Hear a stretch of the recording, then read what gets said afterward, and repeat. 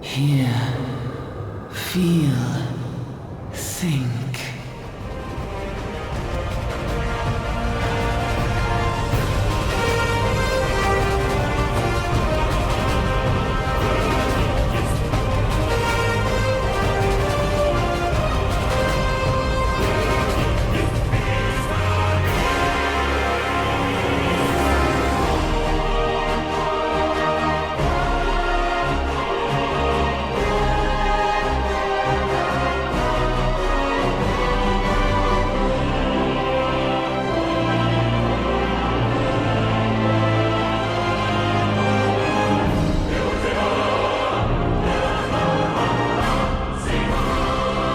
Ladies and gentlemen, it's finally, after so long, I get to sit down with my brother in arms after 3 Christmas specials we've done together, cooking and Christmas quizzing.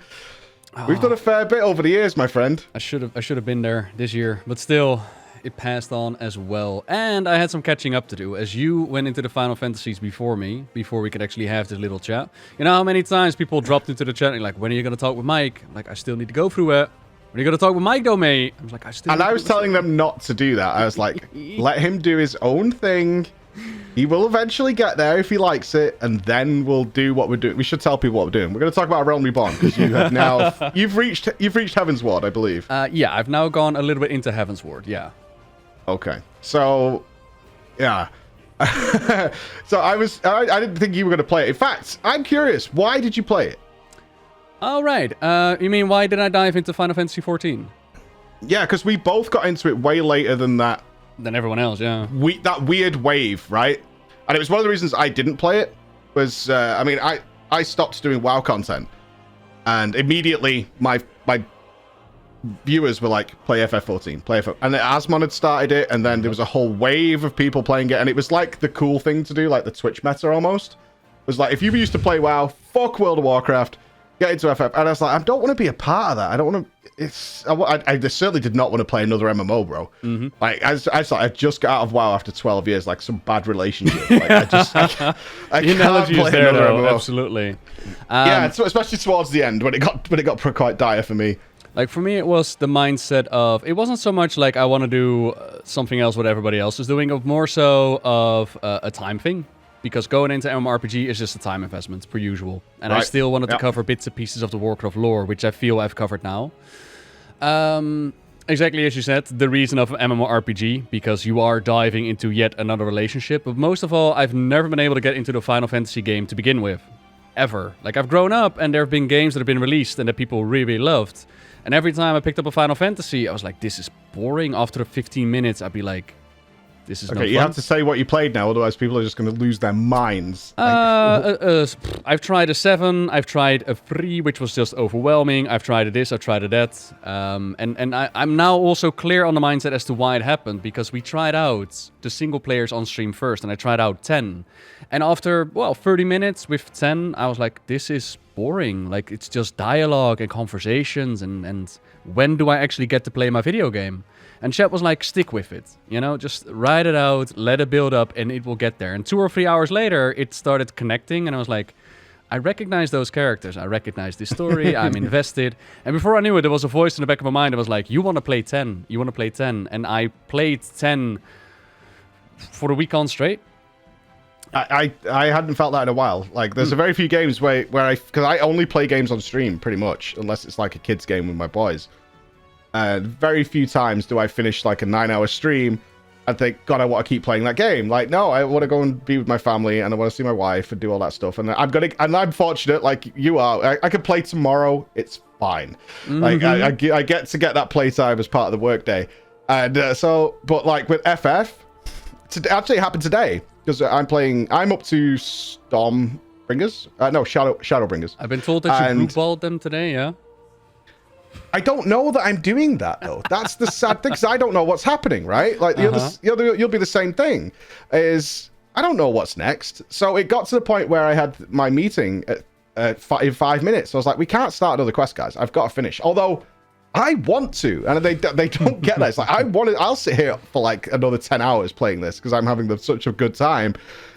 But I've got to go. And they're like, you're a piece of shit. You're a piece of shit, because something's going to happen really soon. And but they're so kind about it. They're like, but we can't tell you. But please play a bit more. And I really can't. I'm like, I have to go. We'll get there tomorrow. And I literally had a tweet before. I was like, what time are you starting? I'm setting my alarm, like, from America. So I don't know what's coming for me. But I don't like that I blew. I don't think, certainly with Shadowbringers, there's any point I could stop where I'm not blue balling someone. From what I'm told. Is it that good, really? So I'm told. I don't know. Oh, wow. And I'm certainly not going to tell you. I have no idea. In terms of Final Fantasy, though, I've never played a single one. So how did you get into 14 then? Because for me, it was to finish up the story. I did 10, which I loved. I did the 7 remake, which I loved. I did 15, which was unable to grab me. And then I was like, okay, it's December. I got the time for it. Let's go. But how did you get into it then? Okay, this is a little embarrassing, but it ends well. Was it a drunk night? Yeah. No, it wasn't a drunk night. People have been trying to get me into FF14 for years in the worst possible way. And I can't express this enough. It's like there are ways of introducing people to a game that are good, and there are ways of trying to get people to a game that are bad. So FF14 was always presented to me by people showing me pictures of like people dressed in like Power Ranger suits, doing poses, or somebody sniffing someone's butthole and saying you have to play this game. And everybody knows I'm into the mechanics and the raiding and all that. And I look at this and I'm like, that just looks shit. Every single time. It's like, I don't want nothing to do with this. And then the Lalafell walks in dressed as like an ice cream.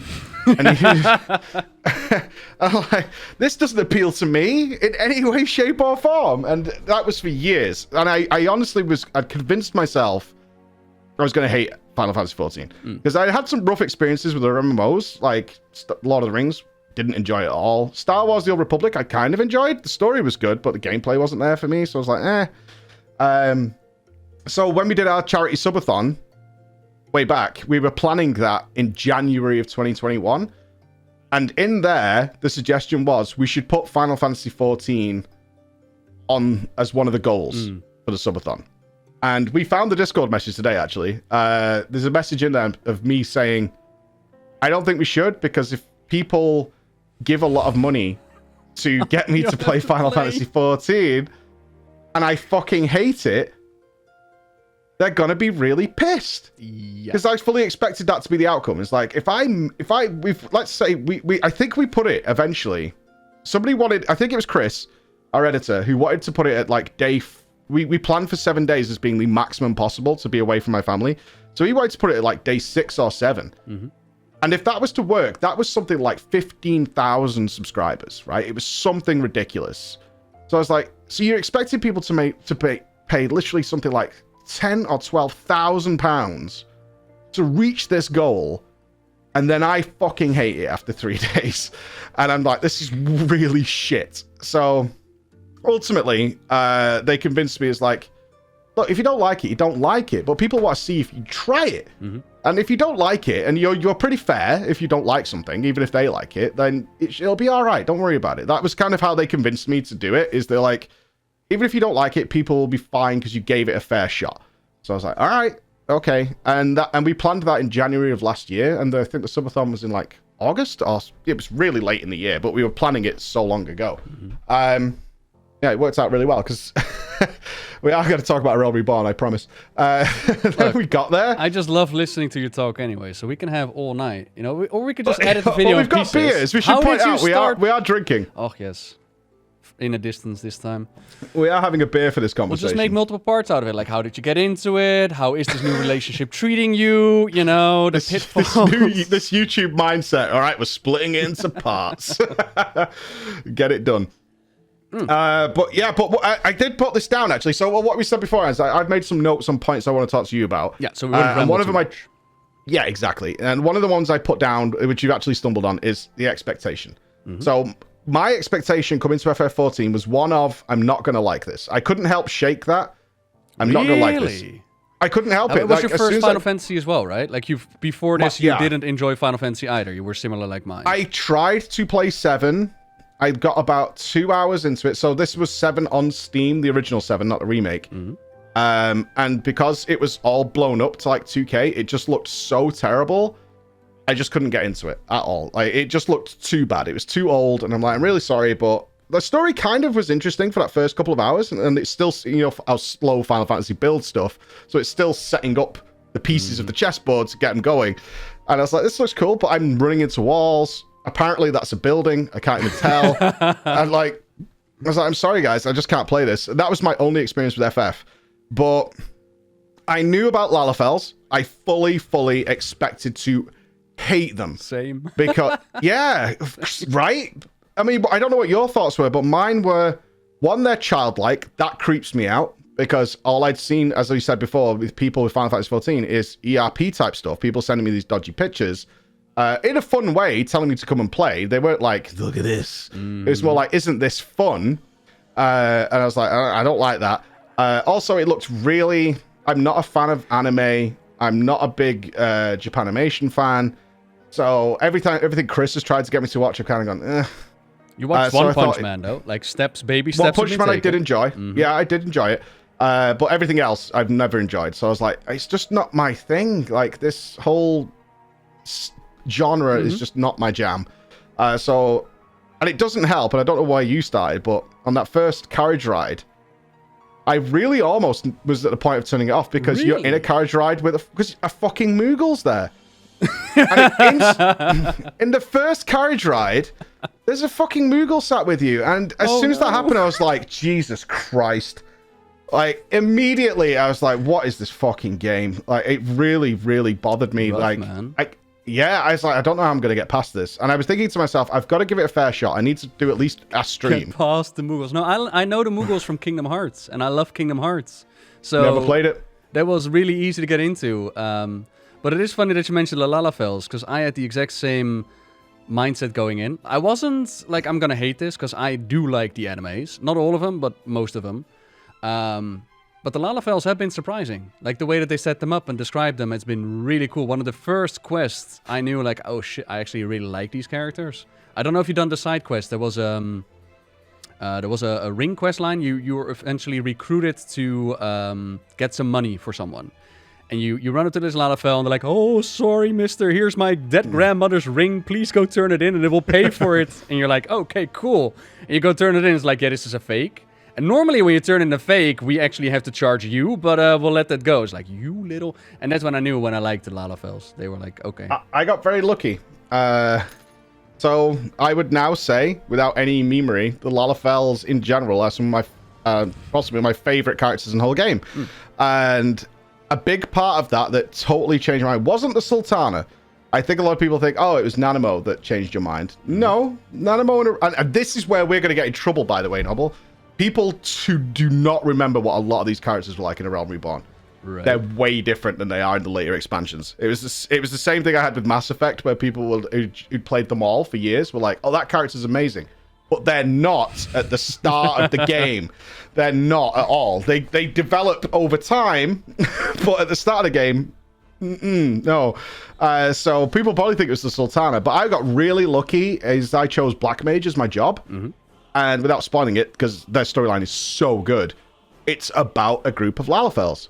And it's awesome. It's the weird cult so Lalafels at the statue, ain't it? It's the Thaumaturges, is what I put. Involving a character. Have you done it? No, but I've seen them. Okay, you've seen them. There's some cult shit happening. Yeah, and that's their story is fantastic. It's got great character development. It's got everything you would want. It's got twists and turns, reveals, and all this stuff. And I couldn't wait to get back to it. And then I remember a point about 5 days in now, so I've not give up. I'm like, I can't wait till my next job quest. And it's about Lalafels, and I could feel... And then I was like, what is this game doing to me? And I felt like maybe I've broke or something. But it was one of the biggest changes in expectations I had going in. In fact, it was the humans that annoyed me the most. I was like, oh, God, like this person's coming up, or... in fact, it's not even that. I started to care about the individuals, which is good storytelling. I started to dislike this person. It didn't matter about like the look or anything. It was about their personality. It was all about that stuff that really started to switch me over. And like care. I started to have, and it had been a while because obviously I don't like the WoW story, as you well know. And I usually am like skip, get out of the way. I read all the story on the betas and the alphas, and then I don't listen to it again in game. But this time, I know a lot of people accused me in the first few days, like, oh, why are you reading everything and voice acting it, like, with silly voices? I'm like, because I really like it. That's why. They're like, why are you reading this guy at the bridge? Waiting to go over, like, I really want to know what's going on. Because it's important. It matters later on. And what changed for you? Just that quest? Or what other expectations did you have? Well, I mean, one of the things that I actually put down on my list, which you just pointed out, is that the characters really, really stand out and they matter. Like, I'm having the hardest time remembering all their names. Like, you could call the Queen Lalafell freaking Tiffin, and I wouldn't be like, oh yeah, that is actually her name or not. There's a lot of names. And a lot of information, because I've actually been in preparation of what we're doing now, and also kind of want to familiarize myself with the story of Final Fantasy. I've been watching my VOD again. After going through the entirety of ARR, I'm now once again going through the entirety of the ARR, and I'm like, there is a lot of exposition dump at the start.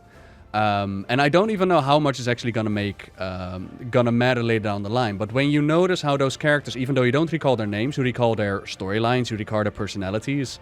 For example, the bad guy, friend of Sid, I called the Red Ranger. So when there was like this moment of reveal where they reveal the bad guy, friend of Sid, and I'm like, I didn't have that initial reaction, and somebody in chat was like, yeah, Nobbel, that's the Red Ranger. It's like, oh my god, that's the Red Ranger! Yep. It's like, that's Red Ranger. What the fuck? That is Nero. Nero the Red Ranger. And I was like, oh, that's him. What? What are they doing here? And I was like, oh, so they survived and this and that. It's so good. So the character popping over. But for you then, the mindset that changed. Because for me, I went into Final Fantasy with high expectations. And okay. Like, everybody was recommending it so much. And there has to be something there. Everybody was like, you're the story guy. You like the story. You are going to love Final Fantasy. I knew I was going to go into Final Fantasy because I already knew I could enjoy Final Fantasy, and luckily it connected. But then what exactly was for you the turning point? Was it realizing, like, you wanted to know more about it? Was it the Lalafells? Like, what made you turn around and go, like, I expected to hate this, but I actually really love this? Because it's not gameplay. Well, yeah, so, I mean, there was a lot of stuff in it that was making me feel a little, I guess cringe is the word. I mean, there are some cringy moments. Well, a lot of the names are cringe. Crystal Braves was the most stupid fucking name I've ever heard in my life. And I literally heard that, and I was like, Jesus Christ. This is awful. The Scions of the Seventh Dawn, I felt that as well. It's like, we're the Scions of the Seventh Dawn. I was like, that is so lame. That is unbelievably lame. You don't enjoy echoing all over the place at awkward moments. Well, it's like you say, it starts with a lot. Like, initially, I hated General Rabanne, and I didn't like him. Yeah, don't calm down. I changed my mind. The first time you meet Rabanne, and you go to a party, there's like a party in Uldar, and everybody's having a good time. They're all like, oh yeah, so we're gonna do this and this. And he turns to Rabanne, and he goes, back in the Battle of Cartano, all my friends were killed. And I stood there and watched as their blood... And then you get a headache and pass out. And I was like, this guy is so bad at a party that I literally had a brain hemorrhage listening to him for 5 seconds. Which is obviously the introduction of the Echo. It was just comically timed up. But... I think it was probably when the Echo happened, and it's like, okay, so you do have this special power, because we're always used to being the champion, the hero, but now you do actually have something that makes that make sense. And I hadn't had that certainly in an MMO in a long time. It's like, everybody's the fucking hero, all over the place, hero. And it's like, well, actually, no, you are special, because you have this thing. You're not the only one who's got it, though. Like, Minfilia has it as well. This is going, and I think once you go to see Hydaelyn for the first time, and you're floating in space, and I'm a big sci-fi guy, and there's this crystal talks to me, and I think that's just like, that it sparks that thing in your brain, which is, what's going on here?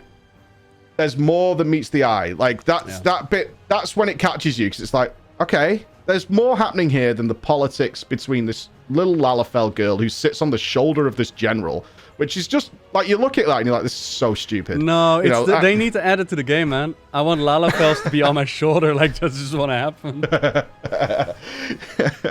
And you're right, I actually have, in my notes, the Garlean Power Rangers. Because when they came out, when I first saw the Garleans in the Empire, I just thought, they look so dumb. They come out of that ship. I think that's the first introduction of them, is they come out of a Magitech craft and they walk out, and they're all like Nero's in his big red Ranger suit, Livia's in the white one with the gun things, and I'm like, and I think they were so bordering on really anime stuff. Like, it was getting really close to being like a full-on anime at that point, that I was like, they're losing me. Like, this is really weird. They're losing me. But then their story was interesting. What they were doing was interesting. Their motives were interesting. I was like, oh, okay. Yeah, they look ridiculous. But I like what they're saying. Yeah, but what they're doing is kind of interesting. And they haven't gone that far with it. They haven't gone to full anime. They almost do at some points, but they kind of pull back just enough. So it's not really cheesy. Until the conclusions, ain't it? Like, surely, like the coils ending or the Maggie robot explosion ending. Yeah. But I think that was a lesson learned. I don't think the audience liked that at all. Chat was like, oh yeah, this is the cringiest part of the entire of AR. I'm like, I can see what you're talking about, like Wonder Twins activate. Yeah, exactly. And they're like, through the power of friendship. Yeah, right? But I think that one of the best things I've seen from Squeenix so far, now I'm a bit further than you, is that they react so quickly. It's insane to audience reaction. They're like, oh, you didn't like that? Okay, we're going to change that. And because those moments in A Realm Reborn are really on that line where I'm like, this is losing me big time. I think there's a flip with Thancred where he does like 50 flips and lands and and I was just like, what is this? Just so dumb. It's the handsome stranger. He can do whatever he wants. Okay. Exactly. But that was where it was losing me. But it was few and far between, not enough to make me drift away. And I was more interested in the overall story that was happening to kind of give it a pass. But I definitely felt, and I think I made a video on YouTube about this, is like, if this gets more, they're going to lose me. For sure. If this becomes more common in the cutscenes where it's just like completely over the top and it's the power of friendship and everybody can somersault off mountains, I'm out. I'm completely out, because that's going to put me off massively. But luckily, I wasn't the only one who felt that. Like you said, like the audience is like, this was so cringe when this happened, that they obviously were aware of that. And they realized, okay, that's the line. We don't go that far. And we pull it back a little bit. And they learned a lot from what I think people liked. Let's talk about the... I find it interesting that we can have such a different experience when it comes to the same storyline. Because for me, it was like... But that's with my anime background. I'm like, yeah, I can see the over-the-topness. And I can see the cheesiness behind it. But at the same time, it's kind of endearing. It's kind of like, oh, look at them embracing them tropes. Look at them books. Look at Granddad just dragon punching something to death. It's kind of cute. Made me want to vomit. I was like, this is awful. This ruined the whole thing for me. Because really? It didn't ruin the whole thing. I was able to like compartmentalize it and move it off to the side because never happened. Yeah, it's very much that case. I was like, I'm just gonna literally make my brain forget that slice of the pie and remember the whole pie, because the whole Bahamut story was really good. With the grandfather, it was amazingly well told. They need to put the coils. So cool. They need to put it in the MSQ somehow, similar to how they do the Eternal Palace of the Palace of Light. The one that you have to go through it eventually with the MSQ. You know what I'm talking about? You mean the Crystal Tower? That one, yeah. Which is optional. You don't have to do that. That is optional. What? I thought that it said in order to progress the MSQ, you need to go through the Crystal Tower. Fully optional. Oh. Well, they still. heavily...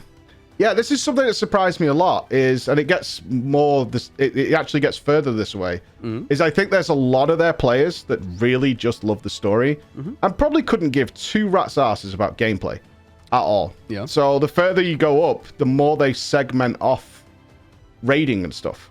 And yeah, but it is part of the storytelling. That's what I'm saying. Like, they should not necessarily block you of anything, but at least notify you, like, hey, look, the coils are out there, and if you really like the introductionary cutscene and maybe you want to know a conclusion to the overarching story for ARR, that's where you want to go. Because without chat, I wouldn't have known about the coils. I wouldn't have known about the achievement quest. I wouldn't have gone into and find out, like, oh, that's what happened with Granddad. That was happening with Bahamut. And Alice, because Alice just disappears. Oh, poor twin. There's memes about that. How there's like... Because she's the twin of Elfie, right? That's Alice? Yep. Yeah, okay. Yep, see, that's how bad it is. She just randomly shows up again, like, "Hey, Elfie, I heard you needed some help." It's like, "Yeah, okay, well, I'm out again." It was bugging me through all of A Realm Reborn. Is she just because at some point in the story, she says to Alfie something on the lines of, "I don't like the way we both want the same end goal, but I don't like how you go about it, which is very diplomatic and trying to, be Mr. Nice Guy. I'm gonna go a different way." And then she just leaves, and it was bugging me for like 2 weeks. And I was like, where is Alice? Yeah, where has she gone? Like, what is she doing? And obviously she's part of the Coil storyline. That's her storylines over there. She has a big conclusion. And all I got was a wave of smiles from my stream. We were like, fucking aggravating as well when that happens. You're like, I'm onto something, aren't I? Well, no, because that most of the time I'm wrong. And they're just like, ha, ha, ha, ha, ha. And they're just laughing at me. And I'm like, where? She's just pieced out and gone. No. And I don't know. And I like that character. I like because I think Alfie has the worst introduction of any of the Scions. He's a little prick in a crowd, banging on about flags, and he's just like, "Did you know that's the flag for Rabanne?" Yeah? And I'm like, "Who are you, kid? Get away from me! Why are you here all the time?" They were in the carriage with you at the start as well. I didn't know that until 20 minutes before we sat down to do this. Really? Really, because I haven't played A Realm Reborn. It's been a few weeks since I did A Realm Reborn, so I was like refreshing myself on the story for any details I've missed. And as soon as the first video I clicked on YouTube about A Realm Reborn came on, immediately I noticed that Alice and Alphino were sat in the carriage, and I went, "What?" It's like, what the heck's happened? But there is apparently, I don't know if it falls under spoilers, so I don't want to talk about it. But speaking about Elfie, and this kind of falls into the whole idea of what exactly, how time exactly works in this world. So it's a little bit about Heavensward, but it's a little bit about the introduction here. We've both done it. But for those that are watching, this is full spoilers about A Realm Reborn. There's no count back. Okay, so basically what happens in A Realm Reborn is everything that Elfie works towards is taken away. Everything blows up in his face. He fails. Everything, the world crumbles underneath his feet. So we end up in a little room where he cries about it for about 5 minutes. We go out, and then he's Elfie again, and he goes leading the charge. We follow his lead, whatever he wants to do, blah, blah, blah. And I'm like, I kind of expected there more to be a road of, okay, I just lost everything that I worked for, a little bit of rebuilding. And he's like, yeah, the Braves back you back up, right? The Braves pick him up. The remaining Braves. But like emotionally speaking, you would think like, oh, he's been betrayed from within. The little arrogant asshole that he was is gonna be gone for a little while. And it's like, nah, he knows exactly where we're gonna go. So I asked chat like exactly how much time has passed between ARR into Heavensward. And they were like, oh yeah, 2 years. It's like, yes. No, it's been 2 years since the game was created. In game time, 2 weeks at most. It took him 2 weeks to get over losing everything. And it's like, oh, okay. I see what kind of story we're doing. The tricky part of A Realm Reborn is it's been condensed at some point. They went back and they condensed it. So there are several times you bump into a quest where they're like, okay, go here and come and see me again whenever you've fully rested is the usual one. And then you instantly get the quest again. And they're like, oh, good, you're fully rested, but you haven't moved anywhere. And I asked about this time because it was very disconnected at points. So I was like, this is weird. They're like, they removed like 30% of the quests from the game to expedite the Realm Reborn experience to make it better. Speaking of chat constantly telling you like over the time, you must have had as well where chat was warning you like, okay, this is the boring part of ARR. This is where you're going to slum down. Did you have that as well? Oh my God. It's yes, the post Realm Reborn story. I had that. It's like you should. In fact, I could probably find a conversation. Nups, our business development guy, he was like, "You should skip this or do it off stream." Really? Was his recommend? Yeah, he said like it's really bad, and you should not do it on stream. A good idea would be to do it off stream so you can kind of skip through it and get to Heavensward, because Heavensward, as you're probably aware, is like one of the best RPG stories ever told, and I'm so excited to have this conversation with you after that. Like, it's, all the awards in the world were given to Heavensward, so it's like you want to get to Heavensward. That's where it's going to be. And I was like, I think I'd loved the story up until that point.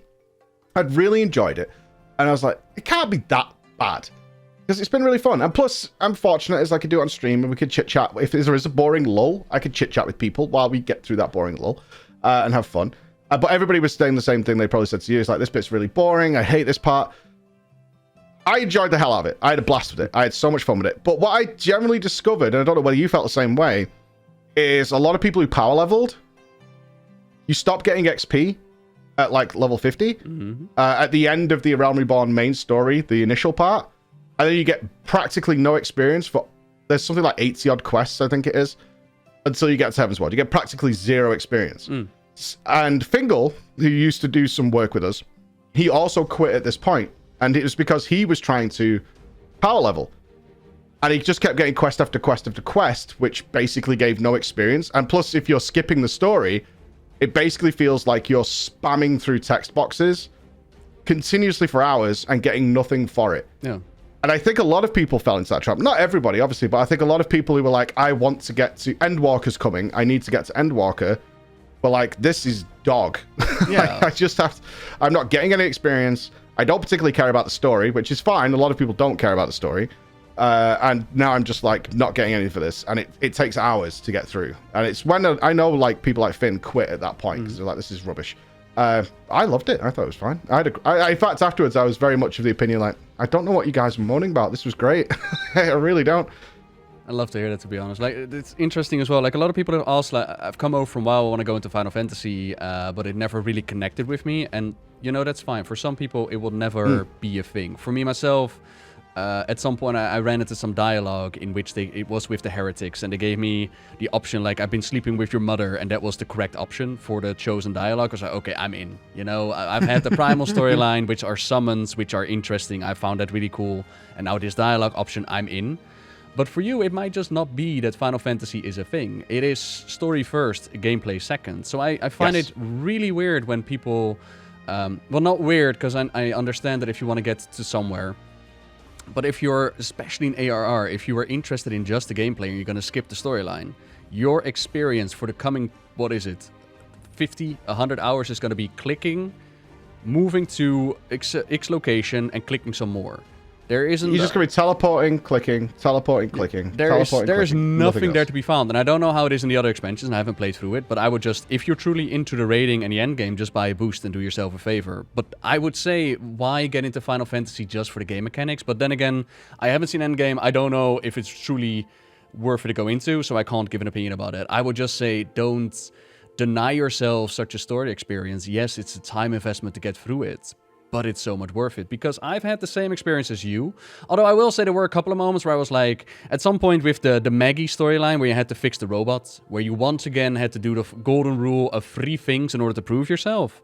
I was like, come on, people were warning me about the cheese quest, and I was like, the cheese quest was fine. I liked that area. It was fine. I was fine with it. I thought they were fun characters. And then with Maggie, I just wanted to go save my friends. And it was like, no, we got to get Maggie up and running. It's like, fine, whatever. Maggie somehow runs out of power at some point and yet is able to save me. Okay, fine, whatever. We're in anime. We're in anime territory. It doesn't matter. And then at the end, with Elfie setting up, there were too many storylines build up in too short time for me. It was the whole creating of the crystal people, then there was the foreshadowing with the poison ivy with Trader from within, and it's like, okay, this is not really subtle, you know, it's I know what's coming next. Not helped by chat, like, ooh, pay attention to these names now, and it's like, okay. Yeah, but all in all, it wasn't that bad. And I don't know if that's because I've been used to worse, or if it's just you took your time and you went through it and it's not that bad anymore. Compared to... Like, that's what people are saying. Like, compared to the other expansions, it's just that much less in quality, and yet it's still good in quality. For me, anyways. I still enjoy it. I can see where they're coming from, certainly with Heaven's Ward. Because Heaven's Ward cuts out all of that, practically. Honestly, Heaven's Ward has got a... It's gonna give me like a reach around or something. That story in Heaven's Ward is gonna be amazing, isn't it? No, I don't want to build it up too much, because you might not get out of it what I did. There's a reason it won awards. So, I mean, in general, it's praised. But I think it's always a misstep to say you're gonna love this, right? It's the biggest thing you say. It's like, you don't know that. Like, this might not click with me. There's a chance it won't.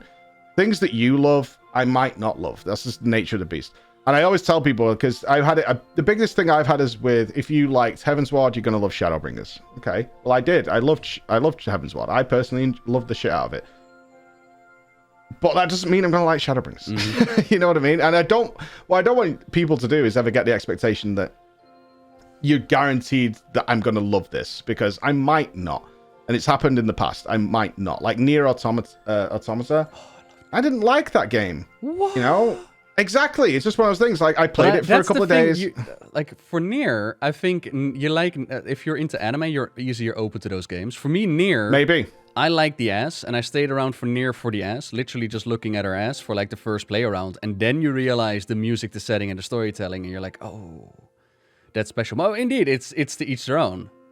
Yeah, it's just one of those things that I don't want people. I never like building up a story to someone. It's like telling someone you're going to love a movie, and in fact, it's probably more common one that people run into is like you find the funniest YouTube video ever, and then you're like, you've got to see this, and they just don't care. They like watch it and they're like, yeah, that's pretty funny, and you don't want to do that. So I don't think you should ever build it up. I can only tell you what I enjoyed about it, and. Like the storyline with the when you're getting ready to fight Leviathan, and you fight the heroes of the past. The guy who was faking being a hero, who's the gardener, I loved that so much. I was like, this is amazing, because he's just utterly full of shit all the way through. And then he gets blasted in the end, and that's part of that Realm Reborn post MSQ. I'm like, I don't know what you guys were so angry about. Like, maybe it didn't click with you, but I think this is great. I'm having a well good time. They're like, oh, because in my chat I can see it's like, oh, the heroes, here we go, and the wine thing. I was like, this is fine. You know, I really didn't mind it at all.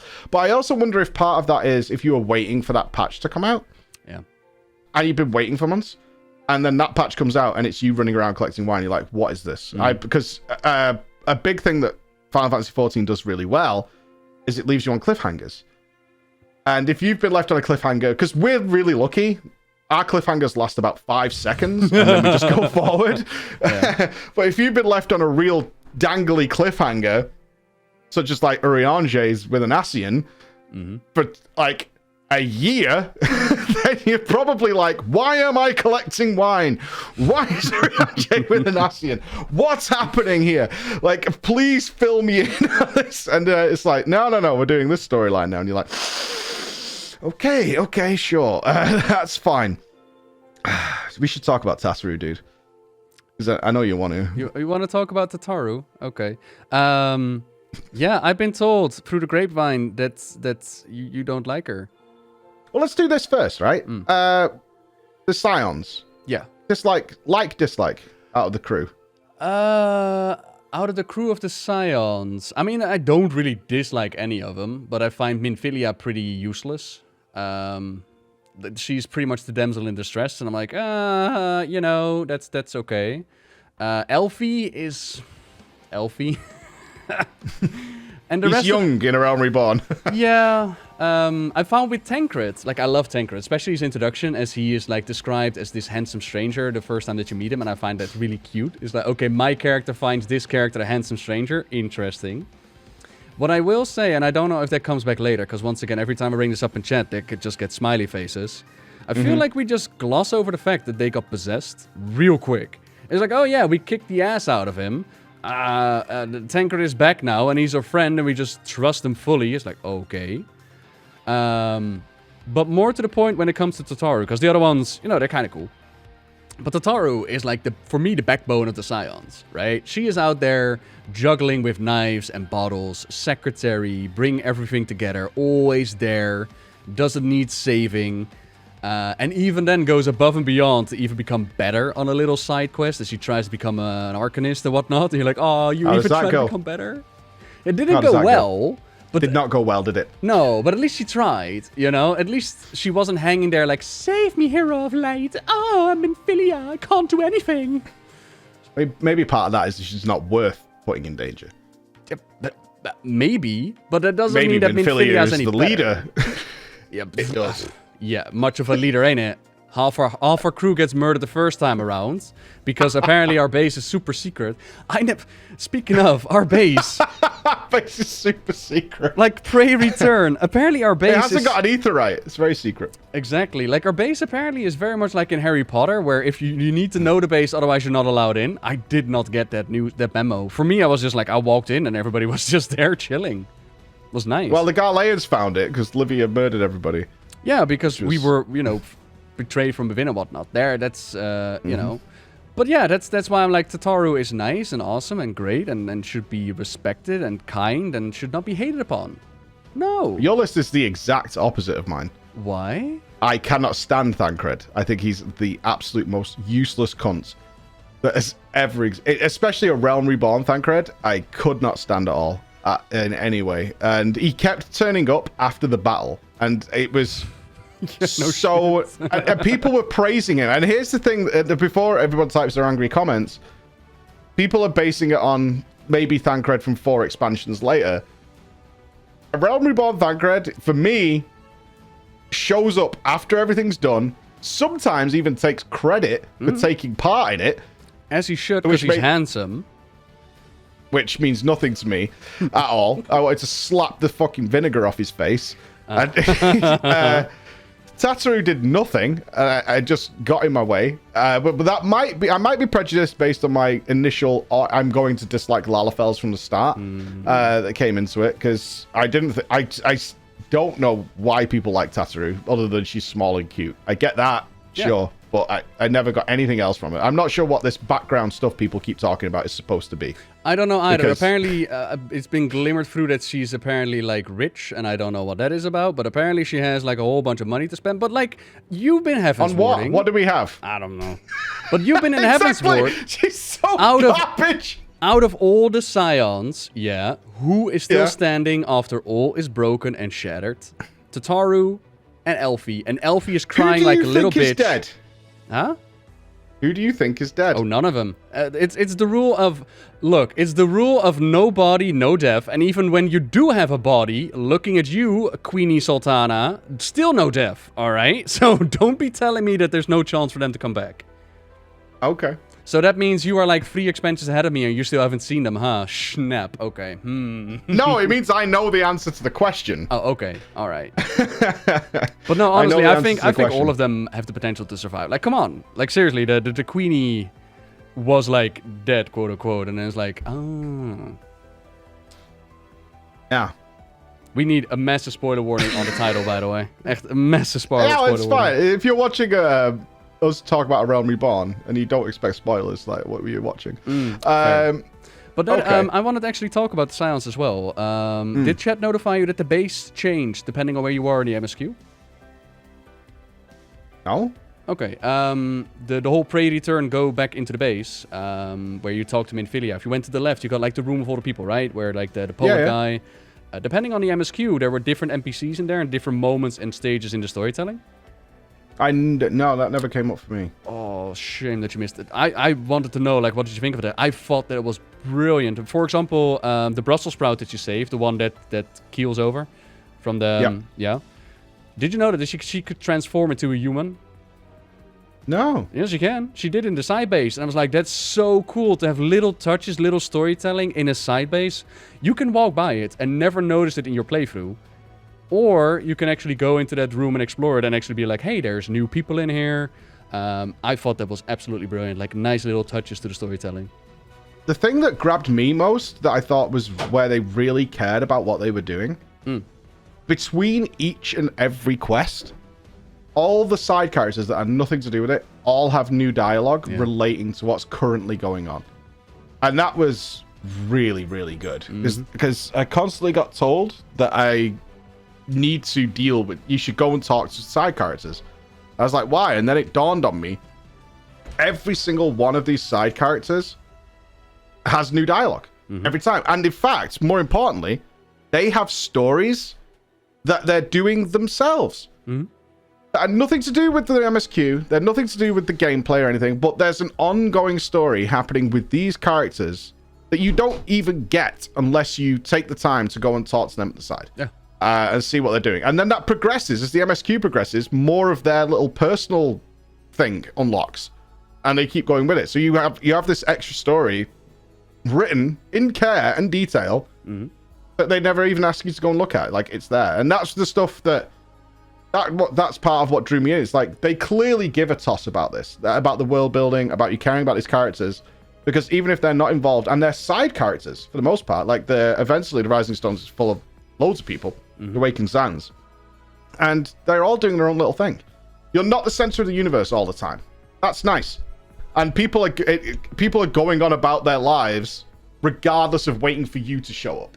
You know what I mean? Like, so many times you feel like the clock stops. You have an aura around you where time moves. And as soon as you move past that, all time freezes. And nobody does anything until you bless with your return. Whereas this has all this stuff going on in the side that, you know, there's love triangles, there's all this stuff happening, and you're like, huh, okay, this is cool. Maybe I do want to actually take the time to go and talk to NPCs for some reason. And I did that today outside of a place. I was like, oh, this place is really interesting. I'm going to talk to the locals. And I got a whole bunch of new story to go along with it. And I got shouted at. It's like, what are you doing? I'm like, this is really good. Shouted at? Like, you're enjoying the game, you're exploring the world. Come on now. I will say I got shouted at because my free company had set something up at the next quest that was utterly ridiculous and stupid. And they had been apparently they'd been stood there for like 15 minutes waiting for me to arrive so they could do this really silly thing because I was outside talking to all the locals. And I was really but for me I was like I really I know you've set something up, it's really cool, but I'm really interested in this right now. And I didn't know they were doing that, and I was going checking out all this stuff that was happening because it built up the environment outside. I got a feel for what was going on with the people in the environment, which is important to understand why we're doing this. Instead of it, because like you said earlier, if you're not doing the story, you're just teleporting A to B. Where's the closest aetheryte? Click, click, click, click, click. Move on. When a story grabs you, you give a shit about the area as well. It's not just as what you're doing. And it adds weight and meaning to whatever the heck you're doing. What I am curious about, because I've heard you comment before on the WoW storytelling that it didn't feel like you were making your own story, and that you felt like in Classic it was your adventure, it was your story. What do you feel about the agency of your story in Final Fantasy? The agency of your story? Yeah, like do you feel like it's your story, or do you feel like you are experiencing a story already told? I would say the only time I felt like I was a cog or a side character was during the, and I don't know if you've done the Hildebrand questline. The first couple of chapters, yeah. Yeah, you're essentially a cameraman for that story. You're not involved in any way, shape, or form. You mean? Yeah, I know what you mean. It's like, right, guys, are we not paying attention? Yeah, exactly. Like, you have no purpose there other than to watch this madness unfold. And it's written in that way, which was a very bold move by them, because I only later found out that entire storyline was kind of... we should talk about the Calamity, actually, because it's such a big deal. Is they started throwing that kind of stuff at the wall when they knew the original Final Fantasy IV was ending, and Hildebrand was just to test facial animations. Yeah. That they were trying out. So they just came up with these stupid fucking stories to throw in, because the game was ending anyway. It didn't matter, right? The original game was coming to an end, and they were going to relaunch the game. So they just threw this dog shit in to see what people liked and have fun with it and just get silly. And it worked. But in that story, no, you're not a part of it anyway. Well, since you are just... That's kind of why I'm asking as well, because since I've done Hildebrand, and since we were talking about agency at the story, I kind of feel like me as the Warrior of the Light, I have no agency over what I'm doing, and they call this out as well. During the everything blows up, and you go for the prison escape for Rabanne. The other guy's like, oh, Warrior of Light, you just do whatever someone asks you to do. And like, yeah, that is correct. If a dragon would tell me, like, come fight for my army, I would fight for the dragons. If Imperials would show up and be, like, nice to me and compliment me, I would go and fight for them. I kind of just go wherever the wind blows, right? So even when yeah, my joke is, well, if it's in the quest log, I'll do. If I need to commit genocide, if it's in the quest log, I'm going to commit genocide. Exactly, and I'm like... I don't get me wrong, it's not a negative or a positive. It's more like a, how do I feel connected to this storyline? And in that case, I'm like, you know, I just do whatever they tell me to. So even when I, as the player, on an outside source can tell Elfie, like, Elfie, what you're doing is a really bad idea, I have no agency to actually change that. It's just like, Warrior of Light, do you mind being my token Warrior of Light and just recruit everybody to my side? Oh, sure, Elfie, I'll do that. I like you. Please come with me. That's usually with Elfie. He's like, I'm going to do something silly. Please come with me. Right? I beg of you, please come with me, because I'm going to die if you don't come. You're right. I think that's something that's going to develop. I think the next big MMO is going to fix that problem. Because that's an MMO problem that they haven't been able to figure out yet, right? Is, can we have branching stories in an MMO? In a single-player RPG, it's the bread and butter, right? You can't play Divinity in an MMO style. And in fact, this is my main criticism of Heavensward, is that it's so good for me. I wish I could have had single player arcing in it and branches. Your own choice. Because I put Heavensward as like the number 2 RPG game I've ever played. Story. Wow. Yeah, I put it at number 2. I played a lot of RPGs, and Heavensward came in at number 2 for me, and everyone was like, well, what's number 1? I'm like, it's Divinity, Original Sin 2, because I chose my own path. Mm-hmm. The story overall maybe isn't as good, but I got to choose my own story. I got to go, do I want to do this or do I not want to do this? And I got to do that, and the game allowed me to do that and go in my own direction with it. And MMOs have yet to figure that out. And they give you the illusion of choice, which is in a little bit in a Realm Reborn, where sometimes you get some dialogue choices, but essentially it will change the response. Mm-hmm. So you could be, Alfie might say, will you please come with me? And you can say yes or no in a general way. And if you say no, somebody will go, you really should. And you're like, okay, well, I'm going then. Apparently in Profession Quest, they asked you, like, they asked for confirmations, and they're like, are you ready to become the greatest Lancer you were meant to be? You can say no, and apparently the dialogue that you get then is really funny, up to the point where people are like, yeah, I am on purpose saying no to these people. It's like, oh, that's cool. Yeah, exactly. I think the next big MMO, whatever it is going to figure that out. Because MMOs, obviously it's super hard to make an MMO story, because it has to last months. You know, it has to last all this time. It needs to be planned well in advance, because characters need to come and go and all this kind of stuff. But they haven't been, because you can't put an end on it. Do you know what I mean? Like with a lot of single player games, that's the end. It's done. We might do a DLC with side characters. Maybe we're going to use main characters, but for the most part, this is the beginning, this is the end, and we can figure out everything else to get you there. But in MMO, it's like, well, yeah, but we've got, how good is this MMO? Are we making this for 1 year, or are we making it for the next 12? So, you got to figure that out.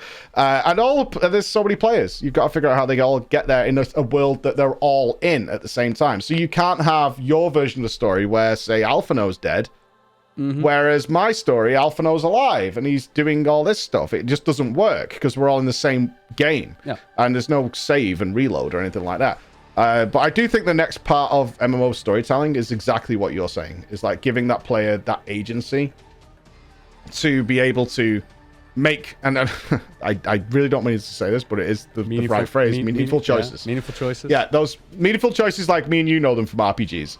Because they matter, and they're really good. Yeah. Like, I want to deliberate for 10 minutes over a choice, because it matters. That's meaningful to me. I want to sit there like, at the same time, I will say, oh, that was such a liberating moment. You go into Ulda, or in my case, you've met the 3 companies, and you get a choice. And you have the choice, either the Flame people, the Snake people, or the Pirate people. And I asked chat, like, how much will this affect my storytelling? How much will this affect my experience of Final Fantasy? What is the best choice? And they're like, it doesn't matter. Just, you get a title, well, you have a company, maybe some transmog. That wild brain kicked in. And I was like, really? It doesn't matter? It's like, no, just go wherever you like. Be free, little butterfly. It's like, oh, man, this is so good. And who did you pick? The Flame people. Well, I mean, it was either Pirate people or Flame people, because the 3 people were boring as sin. Like, let's be fair, that woman, bless her heart, but her speeches, oh my god, I zone out. Have you noticed she stands boring? There's a extremely good cosplayer who's a regular of our stream, like an extremely talented cosplayer, and has been done a lot of stuff for Blizzard and stuff like that. It's been Tracer and all that. And I noticed it really quickly that Kanasena, who you're talking about, she has I don't mean to be offensive, but the worst voice actor ever in a Realm Reborn. It's I am Kanasena. It's unbelievably bad. And then I noticed that she stands boring. Both her feet are perfectly parallel to each other, and she never moves. So she stands with these perfectly parallel little white shoes, going, I am Kanasena. We must save the forest. And like this. And then I pointed out, I was like... So she was dropping the sick lore, and you zoned out so hard that you noticed how her feet were standing. I was looking around, and I was like, she even stands boring. Like, it was obvious to me. I was like, and I pointed out, and then I saw the cosplayer go, oh my fucking god, you've ruined that character now. I can't not see this now. It was, because once you notice it, you're like, oh, sweet Jesus. Like, okay, that's there's just nothing that could get worse about it. Like, Chet pointed out that she has, like, the cow necklace. Like, that's the only thing I'm noticing now, the cow necklace. Have you noticed she loves walls? She loves every walls? she's got a fascination with walls, and maybe it's in later expansions or whatever. I'm sure it is in A Realm Reborn though. But when she's talking, she just does this, and she stares at these mountains because they're in that open area, aren't they? And in Gridania, and she just stares at a wall. And when I was playing it, I was like, what are you looking at? Like, and I was like turning my character. I was like, she loves that wall. There's something over there. And she just stares off into the distance. And thankfully, it is something that does go away. But it was bothering me so much every time that character came up. And there are certain characters like that. And I think that's a good storytelling as well. There's certain characters that I hate talking to because I know they're going to annoy me. So basically, I love seeing. Basically, you have a lot of freedom of choice, except for the tree people. Like, if you choose them, you chose wrong. All right, it's either pirates or flame people. Those are the right choices. Is what we're telling. Yeah, I chose the pirates because I like their city, and I still can't navigate it. No, like, you I didn't. really liked Limsa. You like the step army mommies, and the pirate leader is a step army mommy. I hate that. Oh, I hate that so much. Really? I've seen you at New Year's Eve party. Bull. Oh, okay. Look, a New Year's Eve party was a different experience, but that's what happens at the party stays at the party. There was some big mamas there, and yeah, there was some people I would give my credit card to in a heartbeat. But there was, in terms of that stuff, as soon as any, it's awkward because this is only a streamer issue for the most part. But as soon as any slim woman appears on screen, everyone's like, step on me. Oh my god. But no, I liked I call her Merly Boo Blowsysween. She's called Merlweeb or something like that. Yeah, I read it as Merly Boo Blowsysween. And I loved that character. I thought she was cool. She was salty and seasoned, and the city was really nice. So that's why I chose it. Yeah, I thought she was a really cool character. I was like, my other choices are Rabanne, which, as I said at the beginning of this conversation, like, that guy literally gave me a brain hemorrhage. My nose bled talking to him. I'm not going to pick him. And my other choice was can't even stand in an interesting way. So I'm not going that way either, so I went the other way. But you're right. It was totally fine. You could just make that choice. It was so nice. It was going to restrict you. It was such a breath of fresh air and just such a palate cleanser. But you wanted to talk about the Calamity, yeah? Yeah, how did you feel? Did you know before you started that they remade the game? Because I didn't. No. Honestly, one of the mysteries that I tried to solve at the beginning of ARR was what the heck happened to... so you basically, in the intro cutscene, for those unaware, you see a big event happening. There's this big dragon in the sky, this granddad elf that does a smiley face, sacrifice himself, and... you zap to the next scene, and all of a sudden there's a bunch of people that run around on chocobos, and they're like, hey, we're gonna have a grand old good time. I wondered, like, what exactly happened there? Did Granddad zap them into the future, to a different reality? You know, it's Final Fantasy. Did they go into a dream world? What happened? It wasn't until Heavensward, where people told me, oh yeah, no, well, the character with the brown hair is supposed to represent you as the Warrior of the Light. That I'm like... hang on a minute, I've seen them before. And then it's like, oh, that's the same character. That means that the same... oh, I was there. Which I already speculated, because there are a couple of moments where Sid is like, I've seen you with my third eye. I'm like, you've seen me with what? And it's like, oh, I was there, wasn't I? So that's kind of how we've been putting that together. Sorry, I got excited. No, it's good, because I didn't watch that until... I might be wrong on this, but I don't think I watched that cutscene until after I started playing. Because I think I asked what the Calamity was. I think someone said, like, do you know what the Calamity is? Because it's referenced a lot, right? It's like, since the Calamity and the Battle of Cartano is like... people can't remember the heroes. Yeah. Yeah, so my initial impression of that was, like, in any story, it's like something bad happened. Okay? Right? You're just telling me about this battle. That's fine. As somebody who doesn't know the history here, that's fine. There was a big battle a long time ago. Something bad happened. Okay. I can accept that. There's been wars in the past in every story. That's fine. People are like, no, do you know what the Calamity is? I'm like, no. It's like, have you not seen the cutscene yet? I was like, I don't think so. So I was like, you should probably watch it now. Now it makes some sense. And I, again, like you, I had no idea that character was supposed to be us. So somebody had to explain that to me. It's like, that's you. And I'm like, oh, okay. Well, obviously in an MMO, they can't picture what your character is going to be like. I was like, oh. And then I still didn't know what was going on, though. I was like, so a dragon came out of the moon. Same. So what you're telling me is a dragon came out of the moon, and then Gandalf smiled at it, and everything's fine now. And they're like, now you know what the Calamity was. I'm like, Right. But that's the beauty of it, ain't it? Because it intrigues you, and you're like, what the heck happened? Because in the cutscene, you see those symbols, and you see those symbols as you make your character. So you can already make the connection like, oh, those are the 12 gods that I can pick from. So they did something with the 12 gods. I was lucky enough, because Bahamut is like a summon in 10 and in other games. I was like, I recognize that as Bahamut. I don't know why it's coming out of a moon, but I remember that is Bahamut right there. And then it's like, okay, well, Tancred, because we watched the cutscene a couple of times, and all of a sudden you start recognizing these characters, and you're like, the folk. But it's that mystery, that line, that thread that's happening. Like, am I the Warrior of Light? Are you the Warrior of Light? What the? There's even a group of, which you might have missed out on. There's a group of people gathering in your first base of the Scions on the left that think they are the Warrior of the Light. No, I haven't seen that. And then they get off, and you have to put them on a cart, and it's like, well, I guess you weren't the Warrior of Light. Oh God! Like, we're the chosen one. Nah, unfortunately. Yeah. You get on the Brussels sprout with the cart, and then I'll pop some champagne and pour one out for the fallen. Oh, that's really sad. No, I didn't see that. But the idea, it blew my mind that they failed so spectacularly that they didn't give up and try and like patch it. Mm-hmm. You know, fix it, and we could jam this in and fix that. And well, you know, we're so used to that, right? Over time, we'll get it right. It's still part of the world and the story, and it's so good. Like, oh, that's still. I mean, can you imagine what it was like though? You didn't know they were making it, and then you look up in the sky, and you see this red dot, and it's getting bigger. It's getting bigger, and you're just playing the game. And is that how that's how it's happened? Yeah, they just had it growing in the sky over time, and they didn't tell you what it was. And they were like, and something's happening at this time, at this date. And you can see videos of people looking, and Dalamud is so huge in the sky, but no one really knows what's happening because they didn't announce they were doing it. And then there's a countdown. There's like at like 8 p.m., it's going to happen. and there's videos of people saying, whatever it is happening in 10 seconds, 5 seconds. And then suddenly the screen goes to black, and they play a Realm Reborn cutscene. And then people get to log back into a new game, a completely brand new game, which was completely updated and stuff like that. So that's like the initial cutscene with the cards. It had me so confused. I was like, did I just pop out of Skyrim? Is that what's happening here? Like, why are we on this card together?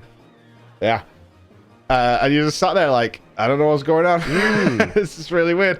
But then learning about that and then watching the documentary about it, I was like, this is amazing. Like how much work went into this. Because they did it in a really short time. I want to say it was less than 2 years or something like that. Yeah, they like completely rebuilt the games, and that was the only way of saving it. It's like, we can't fix this. We can't just patch this. It's not going to happen. We can't just release an expansion and hope it's going to be fine. We need to start again and make this work. And having that happen and then tying it into the game like that, oh man, it was something I wanted to happen with WoW for a long time. It's like, don't announce Wrath of the Lich King. Have the Scourge start showing up in places, and I mean, like. With the Cataclysm, have rumblings and, you know, just something that's not data mined, not revealed. But you're opening up a can of worms now. But it does bring us to the actual original idea. Let's like compare WoW to Final Fantasy. But a lot of people during chat ask me like, can you compare WoW storytelling to Final Fantasy? But for me, they're such completely different beasties. It would be similar to comparing Overwatch to Call of Duty, right? They're not. They're in the same genre, but they're not the same thing. And I think Jesse Cox has done a phenomenal video on it, the difference between the two. Because you don't go into WoW with the mindset of going into the story, which is Final Fantasy, as we spoke about before. If you are going to deny yourself the story and you just want to reach the end destination, you're going to miss out. Whereas WoW, in most cases, it's the rewards you get are at the end destination. It's endgame. Which I didn't know about, FF. Yeah. At all. You were like, I'm gonna go raiding. I treated it. I thought it was gonna be like WoW. Yeah, because I knew nothing about it. That was how it was. All I'd known is these silly screenshots. That's all I came in with. And so marvelous that you were able to. So marvelous. I've been talking Final Fantasy 14. My vocabulary has been increased tenfold. I swear. Mayhaps you did a good thing. Pray return, come all over me. Right. Yeah. We traveled many miles to reach here. Where they're like, please come. I'm like, why? Why would you say this? But like for you, I remember you sometimes like made fun of the story of WoW. Like when you came into WoW, you were never really into it up to the Susan storytelling. I was at first. At the beginning, you were. I love video game stories. They're my favorite kind. Like, I'm a huge cinephile. I love movies. I try and watch at least a few movies a week where I get chance. I'll stick one in the background. I might not pay full attention depending on what I've stuck on. But video game stories, I love intently, especially because of what we talked about earlier. They give you the agency. Movies can't do that. Books can't do that. But single-player stories, which is my primarily joy, is like they do give you that agency for the most part to make those choices. And it's just that I never liked the WoW story. And then they started changing stuff and retconning it and things like that. And I was like, it's just not grabbing me. It's also told in not a great way. For me, like usually it's like 3 or 4 paragraphs to explain that somebody needs me to kill 3 sheep. And if you present that to me, I had the same problem with Path of Exile, is they have people talking that game for like 5 or 6 minutes to say nothing. And it's frustrating because if it's not voice acted as well, and it's or it's not put in an interesting dramatic scenario, you're asking me to read all this book and you're saying, so I need to kill the Yetis in the cave over there. And you're constantly presenting all this information to you. And there's not really, I mean, you might disagree, but there's not really a proper, main story. There's, you move from town to town. They kind of push you along. And, there's stuff going on. Illidan's coming, or the Black Temple's opening, or something like that. But there's not really a big thread that you're following as a main character. It's kind of there, but well, I mean, that's the difference with Final Fantasy, and this goes into the idea of like what they did with the Shadowlands announcement, where they were like, we're gonna close the big book that started back in Warcraft 3. Paraphrasing here, I'm sure that's somewhat different, but that's not how it works. In WoW, the book is one expansion. And there is a major line in that one expansion. You go through the storyline, start to finish, then they close the book, and then they reopen it again. And sometimes, with disregard of what happened before, they make a new book. Whereas in Final Fantasy, as far as I've been told, and I've been, ARR, which is why you still have to go through the entirety of the start, everything matters up to Heaven's Ward and to the next one, all the way to Walker to the end, right? It all connected, it's all one big storyline, and apparently Endwalker is the end of this major saga, and now we're going to move on into the next one. Therein lies the difference, that each and every expansion is connected, thought out beforehand, whereas in WoW, it's very much, we come up with the Burning Crusade, some people sit in a room and they come up with like, wouldn't it be cool if this and this would happen for the next expansion, and that's how we roll through the expansions. Therein lies the difference when it comes to the story. So there is an overarching thread, but there's definitely the idea of, okay, you told me 6 minutes, I need to go kill some Yetis. Are those Yetis important to the storyline? Not really. There are the stories that are important, but then, like, I haven't done enough side quests in Final Fantasy. I don't know how that works. Right, yeah. I was about to say the same thing, is we're also getting a sort of not realistic point of view, because we don't need to do any of the side questing. Because that's been reduced, because we're doing the catch-up style of playing the game. And it's always something I bear in mind, is like, that's when I was playing this originally, I put out a tweet the other day which started off this ridiculous conversation, which wasn't my point. It's like, I don't know if I would have played this at launch, would I have been a story skipper, because I would have likely wanted to get geared up, get ready for the raid launch, do all the stuff I would have done in World of Warcraft. They don't have like a public access beta or anything like that for like Endwalk. They have some stuff where you can mess around, but it's not up for months like it is with WoW, right? We play Shadowlands for like 7 months before that game actually comes out, and we get to do everything in it. But they don't really do that with Final Fantasy. They don't do raid testing or anything like that. So I don't know if I would have played it as I would have then, would I have done this? And I was thinking about around Reborn, because I did go into Final Fantasy 14 with the WoW mindset. I was like, I came in with ideas like, what race do I need to pick? What faction do I need to pick? What job is best? What's going to be most effective for me? And it starts off on that thing, and then there's a Moogle, like I said at the beginning, and I'm like, and people are like saying, read the story. Yeah, read the story, and I'm like, there's a bat mouse moogling at me. Moogles are awesome. Oh yeah, like Kupoing at me, and I'm like.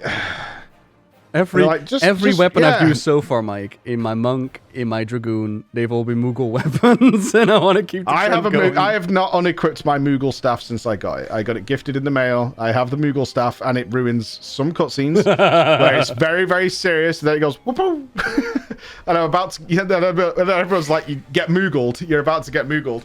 And rock and roll. But yeah, I agree. Again, it's one of those things that changed. Because my initial impression was this. And I fully expected to just skip through the story. I never intended to play the FF14 story. Interesting. Like, in any means. Because, I I've been through MMO stories a million So times. you Like, I mentioned like before Star Wars and stuff. it was your profession quest with the Lalafels to change your mind on Lalafels. So what exactly got you into the story then? Like what made you read the storyline? Because apparently with WoW in Classic you were invested, but you were like, okay, this is all over the place. I don't care about it. And at some point you lost the passion for it. You were like, I'm not gonna catch up. It's changing anyways. Doesn't matter. I'm just gonna focus on endgame.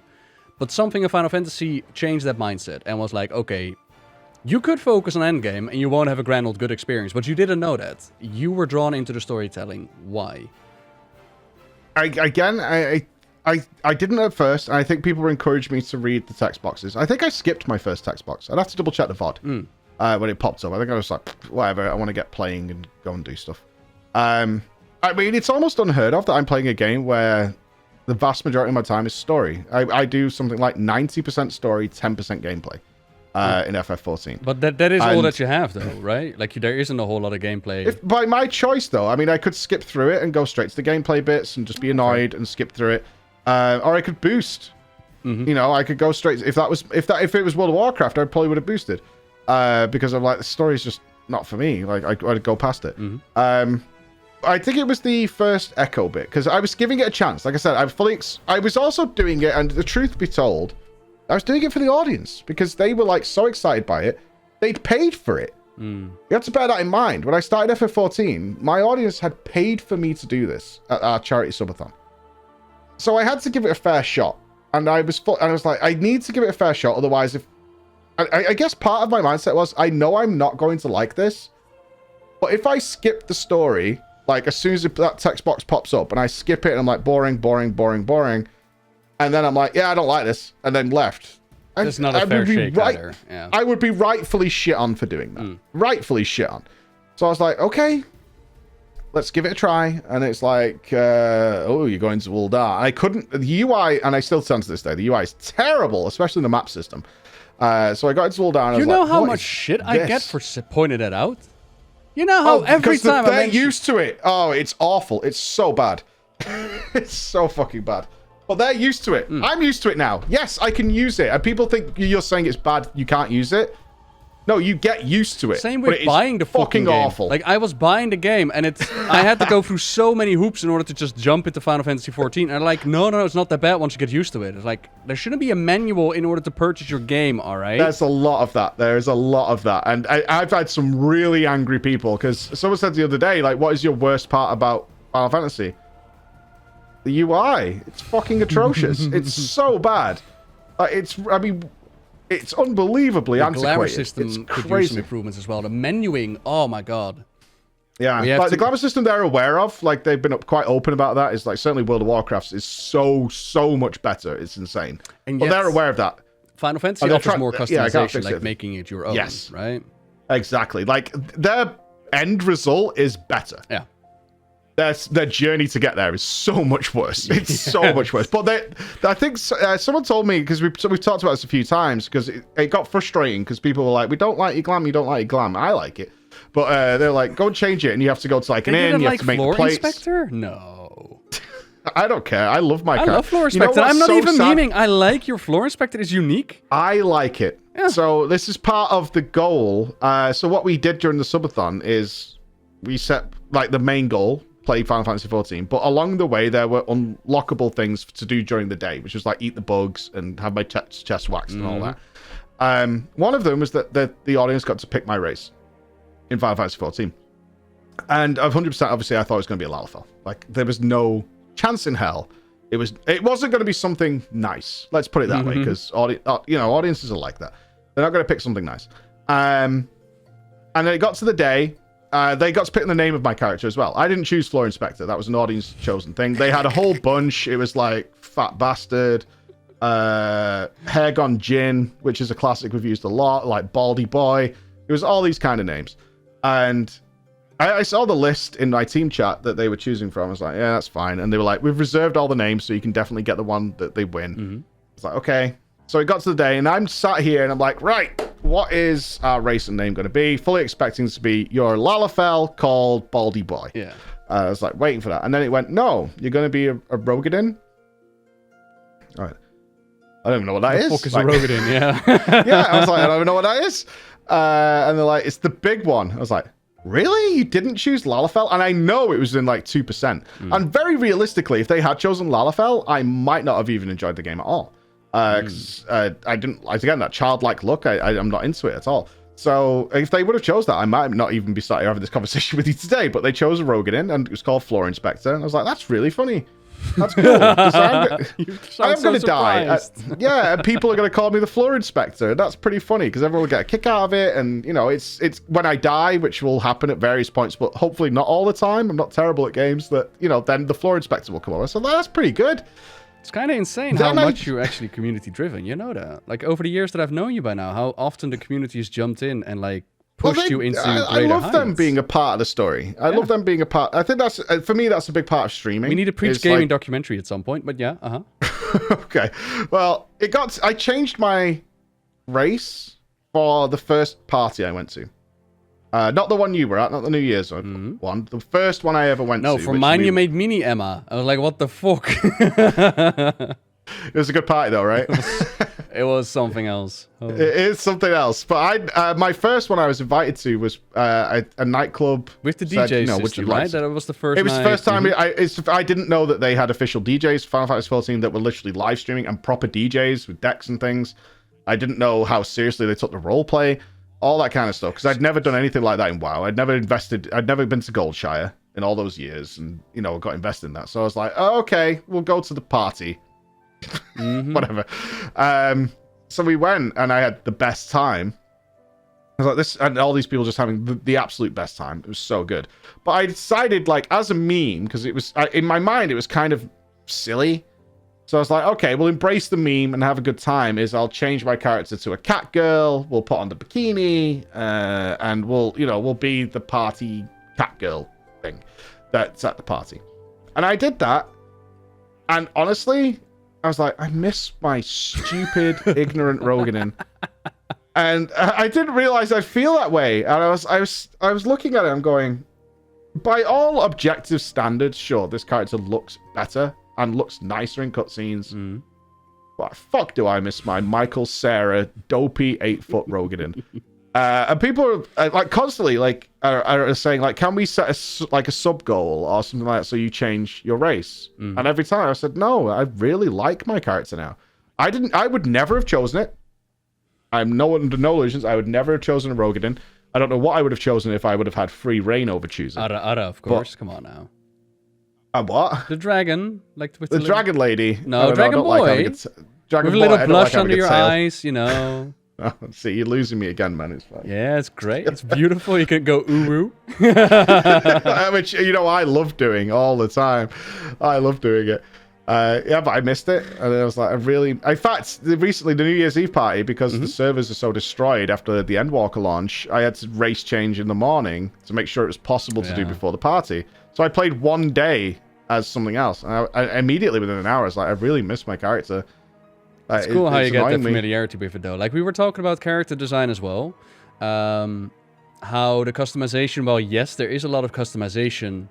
Probably if you make a lineup of 10 of the same race, they would look very similar in that regard. Like, I would pick out my own Ara out of a lineup, but I would imagine someone else, if you put similar character lookings next to each other. And it apparently has to do with the faces. Like, there's only 5 major faces per race. Yeah. So you got like the lineup that look the same. And then the huge amount of actual female characters are in the game compared to male characters, how they're created. Which I found the amount of shit that people have given me over the years for playing a female paladin in WoW. I'm like, cool, everybody's just embracing whatever they want to play. I really like that part. As well as... I always play a female character, for sure. Yeah. As well as, of course, the leg up when it comes to RP and ERP with the huge amount of customization, with the emotes, with the facial expressions, with G-posing, the screenshot feature. That is insane, what they've added in Final Fantasy. Honestly, it's been such a long time since I've seen a community-driven gameplay experience like there is in FF. Yeah. And that's where the parties, because I did go to that party thinking this is going to be a bit weird. I'm going to stick around for a couple of hours maybe. I'm not going to be into the roleplay because I never have been. I've tried it. It's not for me. So I'm not going to be into that. You know, we'll show off, you know, we'll have fun. We'll listen to the DJs. And I assumed when they said DJs, I fully assumed they'd be in-game changing the soundtrack. in the house. But then it started to unfold what was in front of me, and I just all you could see was just people everywhere just having the best time. Yeah. And we were lucky. We were so fortunate that so many people came because. And I always feel bad actually. We've done 2 of these parties now, and we've got 2 more planned. Oh wow! We've got like a party. We're going to be launching the opening of the Ishgardian housing area, which is coming in the future. No way! Cool. Yeah, they're not launching it. I think till March or April, something like that. So it's in game now, and it's just got no houses in it. It's just like an empty area. So you just organize people, bunch of people yeah, together. We're gonna build houses, and that's so fucking cool. Cool. We're just gonna trash the place like the day before, so they have to. So we're gonna have DJs and stuff like that because we're in connections with the DJs and stuff now. But I fully expected us to go to the club, and people I can tell you like. It was so serious, and I didn't really know what I was getting into, and it's always the case. And Bex, who you know, organizes all this stuff for us. She organizes all these community things for us. And she's like, right, I'm in touch with the DJs and the club owners. They've got staff working. The DJ schedule is here. They're going to do 2-hour shifts and switch in and out. And I'm like, oh, okay, we're just going to like a house, right? In Final Fantasy 14. It's like, yeah, but it's a big deal. And then they gave me posters that they'd handmade. With the New Year's party where they had like drinks and you uncovered they had like special dances you could order. Like that was weird though. Like, oh yeah, you can go into the VIP. Well, not weird, but more like out of my comfort zone. Like you can go into the VIP section and get private dances and ERP. It was like, or I could just party with other people. To do, I want to point out. Eh? I've never been invited to do that. No? Oh well. No, never. That was the New Year's party for me, man. It was great. Like I got it was well cute. I was in a group with people and the line was forming. And at first they whispered me like, Nobbel, would you like some VIP treatment? And at first I was like, I just want to be here chilling, getting the you should have waited for the place. crew, man. Huh? Should have waited for the crew. Well, you say that, but then the line started forming outside, and I saw this line forming. I'm thinking, I'm going to stand in line for 3 hours. Is that going to happen? So I was like, I'll go in. I was told Mike is like an hour away. Mike was 3 hours away, but that's neither here nor there. I was like, yeah, no. I whispered them back, like, is it too late to get that VIP access? They're like, no, come to the door. So I go into the door, and my group that I was in, they were like, Nobbel, you were supposed to wait in line, you dum-dum. You skipped the queue, and I was like, la la la la la. Just walking in. It was great. I did tell you on the stream that I wasn't coming till that time, like hours before. I did let you know that I wasn't coming till 7. But I mean, that was public. I knew the party was starting. They started that party at like 2 p.m. Yeah. I was like, I'm getting there at 7 because it was the New Year's Eve party, which meant we were introducing New Year's across Europe and Russia for like every hour. Yeah, but listen, you took an hour to get to the club, okay? You were there. It took 15 minutes. No. Oh, wait. No, we're getting to the same point, I think. Do you mean be inside the club? Uh-huh. Okay, that's because I have experience, which you now have. Which is, and I didn't know this. So the first party I went to, I assumed several things, which you may have assumed as well. One, you're going into the club, and there's going to be dance floors and music and things like that. And you're going to be partying in the club. After our first party, which you now know, that is absolutely not the case. And we always feel bad, and we always send a message like, we're really sorry, because they put in so much effort, the club guys, to design the nightclub, and they do an amazing job. Never going to be in there. And I'm really sorry, but that is absolutely the case. And the reason for that is simple. The club holds 200 people, yeah, or you're 50 stationary. or 200 people. Like you can do a round for 10 minutes, and then it's like you've seen what you can see, right? No, nothing to do with that. I'd love to be in the club all night. I would think that would be cool.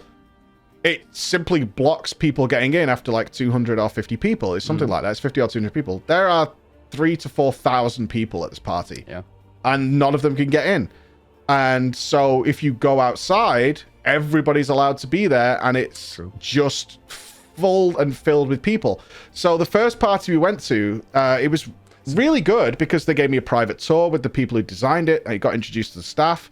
So I did a tour of the club, and it was incredible. Like, so much effort had been put into it. It was mind-blowing. And then they were like, the club is full, and we just started. And I was like, what do you mean? And they're like, yeah, that's the limit. We can't let anybody else in. And then I got a whisper from, it might have been Bex or something. It's like, you need to get outside there's 1,000+ people outside. And I'm like, we're going outside. And you go outside, and I think the New Year's Eve party, there were so many people at that party that the game couldn't load people that were more than 3 yards from me. Every step you took, there was a new wave of people that came in. It was brilliant to see. I had to be so careful with the camera because it looked ridiculous. Because I'm obviously like showing the party and having fun. If I zoomed out too much, there was literally like a circle of people so tightly packed, it looked insane, and then nothing. Absolutely blank, because the game can't possibly load the people that are 2 yards to my left and 2 yards to my right. And we learned that at the first party. So we tried to tell them, it's like, honestly, your nightclub is fucking awesome. It's really good. We're not going to see it. Building a good outside area is so much more valuable to us. For throwing this club. And they did this time, because you saw they built a big dance floor outside in the garden, and they put speakers up, and they had the DJ. They had a jump tower, they had a DJ on the fucking speakers, they had another DJ on the roof. And just the idea behind why they did that. Like bringing people together like that and just bringing that party to life is insane. The creativity that goes behind it. The RPing, I was going to say ERPing, which I'm sure took place that night as you went to bed and I went off to like celebrate the new year in real life. And 2 hours later, I popped back in. It was different. A different kind of party going on, but it was still cool to see.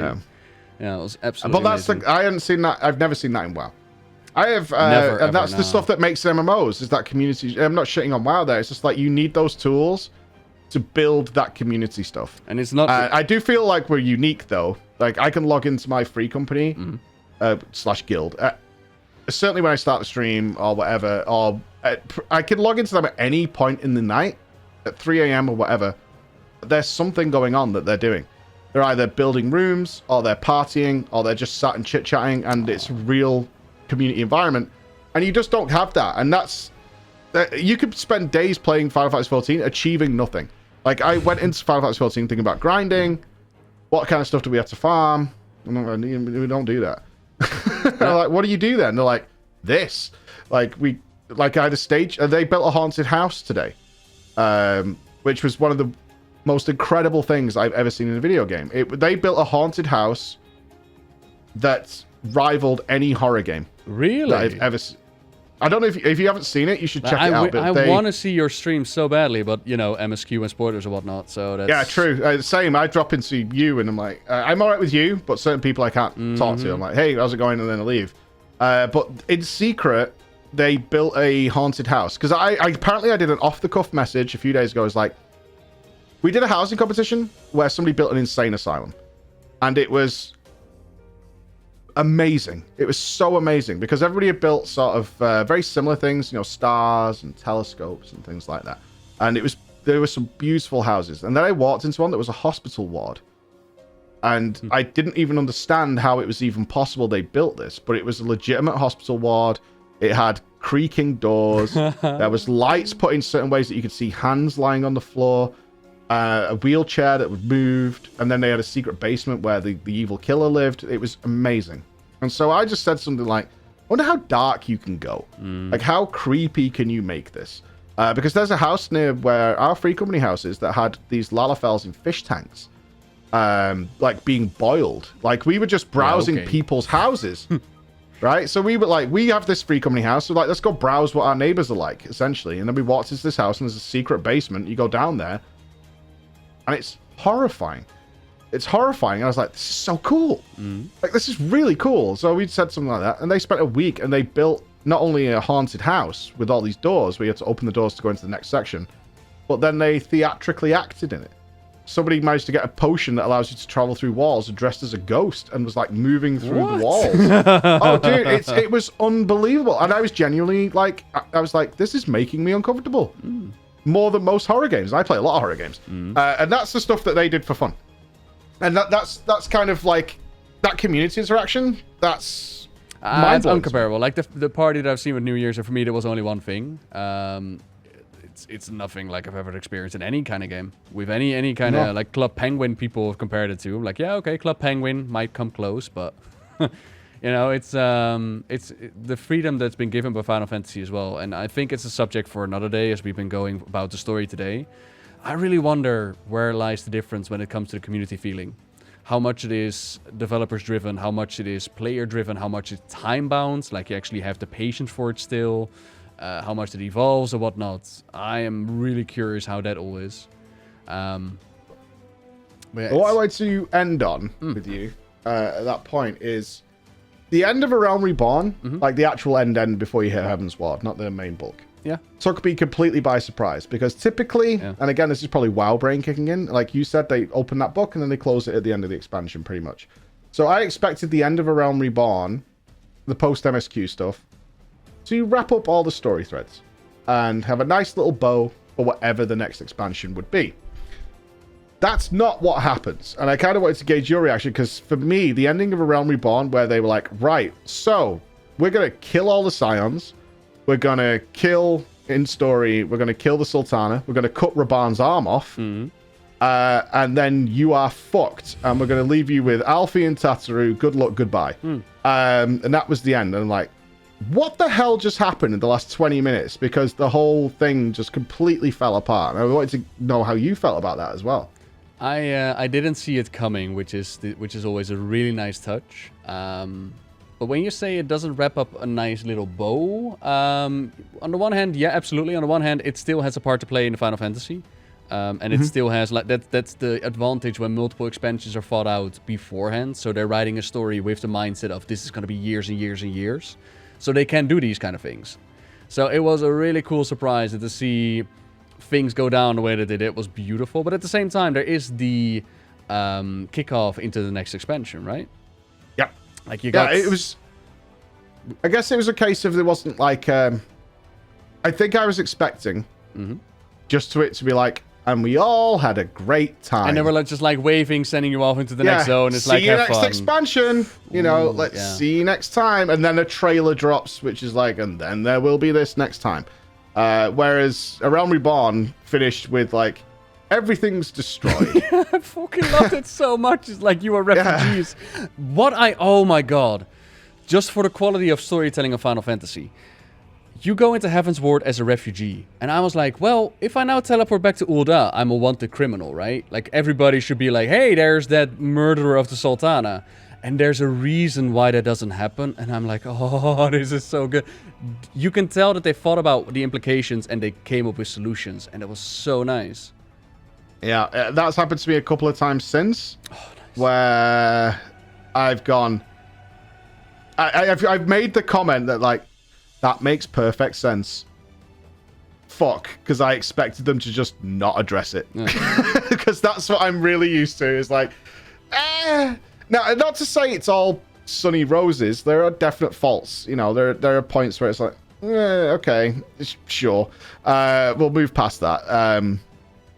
Which I'm sure I can't wait to talk to you about those as well, because I can't talk about them now. But there'll be I'm sure you'll just go. But that happens. You know that feeling where you're like, okay, going forward. But I'm also not afraid to kill off characters. Like, I really liked that touch. Like, Moonbreeder, I was like, fuck. Moonbreeder was... That's why I'm like... but that kick in the nuts they already gave you earlier with the Brussels sprout and you're half of your team. But it likes the main character survives. So they give you the impression like, oh, those are safe. And then they're like, oh, by the way, Moonbreeder... this and that, but that's why I like her better than Minfilia, and that's when I realized like Minfilia is fucking useless. Moonbreeder is on screen for 10 minutes and does more than Minfilia did in my full-on ARR experience, and I'm like, Minfilia, why? Why? Well, I don't know. Smiley face, Smiley face, but it is good that they are willing to kill off those characters. It was one of my main criticisms. I hope they don't end up with the... I hope they don't end up going, oh, we can't kill off X, Y, and Z.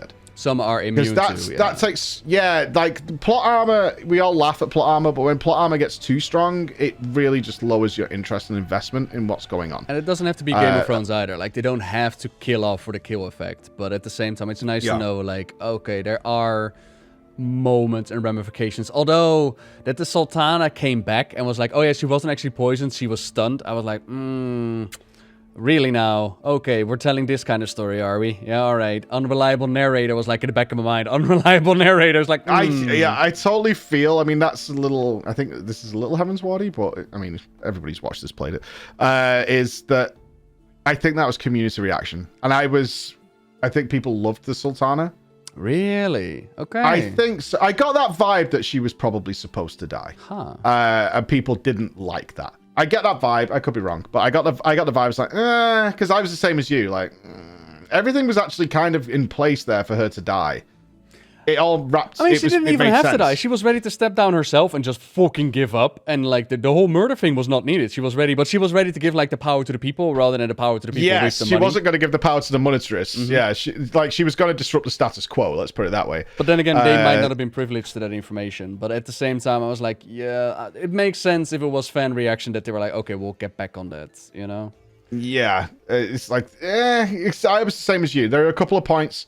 And I always get at odds with the audience about this because there's a couple of characters that behave in a certain way, which is just kind of fan service, which is fine in games a little bit. Example? I can't tell you. Oh, but I can't tell you. But yeah, like I say, we're getting further on, so we'll save it until you play it, so we can talk about it properly. But I was utterly shocked at the end of Realm Reborn. I was like, what is happening in the last 10 minutes? There's blood flying everywhere. I mean, I fully suspected the betrayal of the Crystal Braves, probably because of their name. As soon as they were announced as the Crystal Braves, I was like, well, they're fucking traitors. But chat was, on that point, my chat wasn't being nice. They were like, oh, giving Elfie this kind of power. Smiley face. Oh, you gotta remember those names. And I'm like, just let me get through this. Yeah, you got smile face, please. Smile face. Yeah. Because I mean, the Alfie's young and 16, and he would choose the Crystal Braves. Yay! Come with your flanks. Together we will save the world. The power of friendship. Okay. But then, those moments are like a bit of a. But then there's also, and this I don't know how your reaction was to that. There's the moment where I thought this is how you do a morally gray storyline, where there's no right or wrong answer, and that has to do with the refugees. At some point, the refugees show up at city, and they're like, "We want help."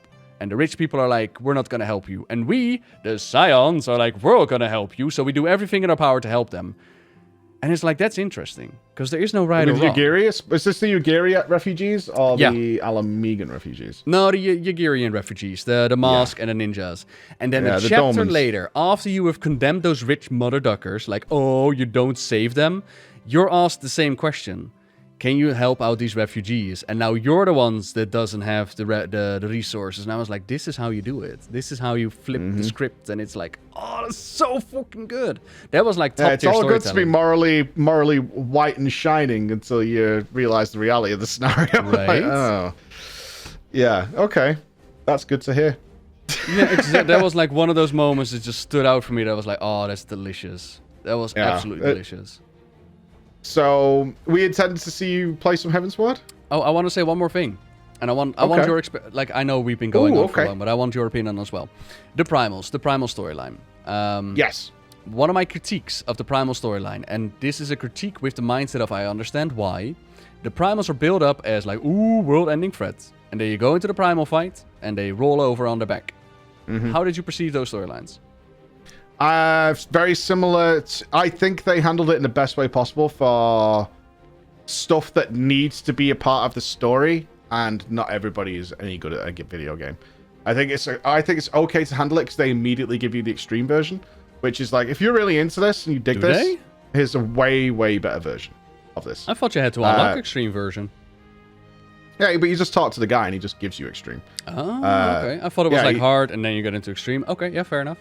Yeah, you just talk to the dude and he's like, oh, they've resummoned Garuda. More crystals and more power. Yeah. They've managed to find more crystals suddenly. It's very gamey, which I guess is your point. It's really gamey. It's like my point was more like I understand 100%, like it's needed. Everybody needs to be able to get through the MSQ. I get that part, but at the same time, it creates a disconnect to the storyline that you're trying to tell. Yeah, I get it. I'm in the same boat as you. You're right. It should be harder. It should feel like a threat. They don't. But again, that's the MMO style trying to conflict with reality. And I've been told in the original, apparently they were well challenging and they've been like nerfed and it's been changed and altered and blah, blah, blah. So it used to be different. For me, they tried to build up like this world-ending threat and I'm like, haha, they just roll over in 5 minutes. Especially the wind one. It's like, ha, ha, ha, ha. There's another question I have for you as well. This is going to run really long. Yeah, I agree. But I did the extremes on minimum item level, no echo. Because unlike the WoW time walking, because they haven't changed the game that much, like as much as certainly as a WoW character, a class has changed, right? Like you look at a vanilla fire mage to today, they're a completely different kettle of fish. They're able to much more accurately roll back to the current time. It's not perfect, that's fine, but they can roll it back decently. I can tell you those fights are incredible. Really? Like not all of them, some of them are shit. Like that's that's just the nature of it. But the ones that are supposed to be good, especially the primals. I did all of the primals with the extreme min level no echo. I did not do the raid that way, coils. I enjoyed that much less. We did like half of it, minimum item level no echo, which is the hard mode version of coils. I didn't dig it. It was okay. Not great, but the primals and stuff, loved that. Absolutely loved that. That was super fun. Okay. Yeah, I'd do certain ones for sure, because that challenge is... Again, it comes back to people trying to ask me and you, more than likely, is like, what's WoW and Final Fantasy like? They're totally different games, like you explained before. It's Overwatch and COD. The raiding in Final Fantasy is nothing like the raiding in World of Warcraft. And I've been that idiot in the past where I've gone, which game's harder? And I've gone, well, Final Fantasy was cleared in 12 hours, and World of Warcraft's Mythic Raid took 2 weeks. Ergo, WoW is harder, right? And that made it as simple as that. And then you play it, and you're like, they're not even the same game. Like, they don't work the same. Everything is totally different. The circumstances are different, and the way it's played is different. And you figure that out very quickly when you do the tougher raids. But you're right, they do fall over. I'm okay with it. I can pass that by. But one thing that I really did like, they make you understand the story of every dungeon before you're allowed to go and do it. And that's something that I really liked, is like they really drill into you as like, okay, so we released these golems, we trapped them down there for 200 years, they're pissed. But then you come back to that morally grey, we still need those resources. So although we abused these and used them as slave labor, we admit we did that, and we trapped them, we still need you to go in there and kill them. And they had the story with Edda. I wanted to mention Edda. Oh my god. Edda is going to be... I'm going through my vault. Edda's going to be the first one I want to cover in the story-wise, because it's such a good example of little things mattering for the overarching story. Everything matters, and it's such a good example.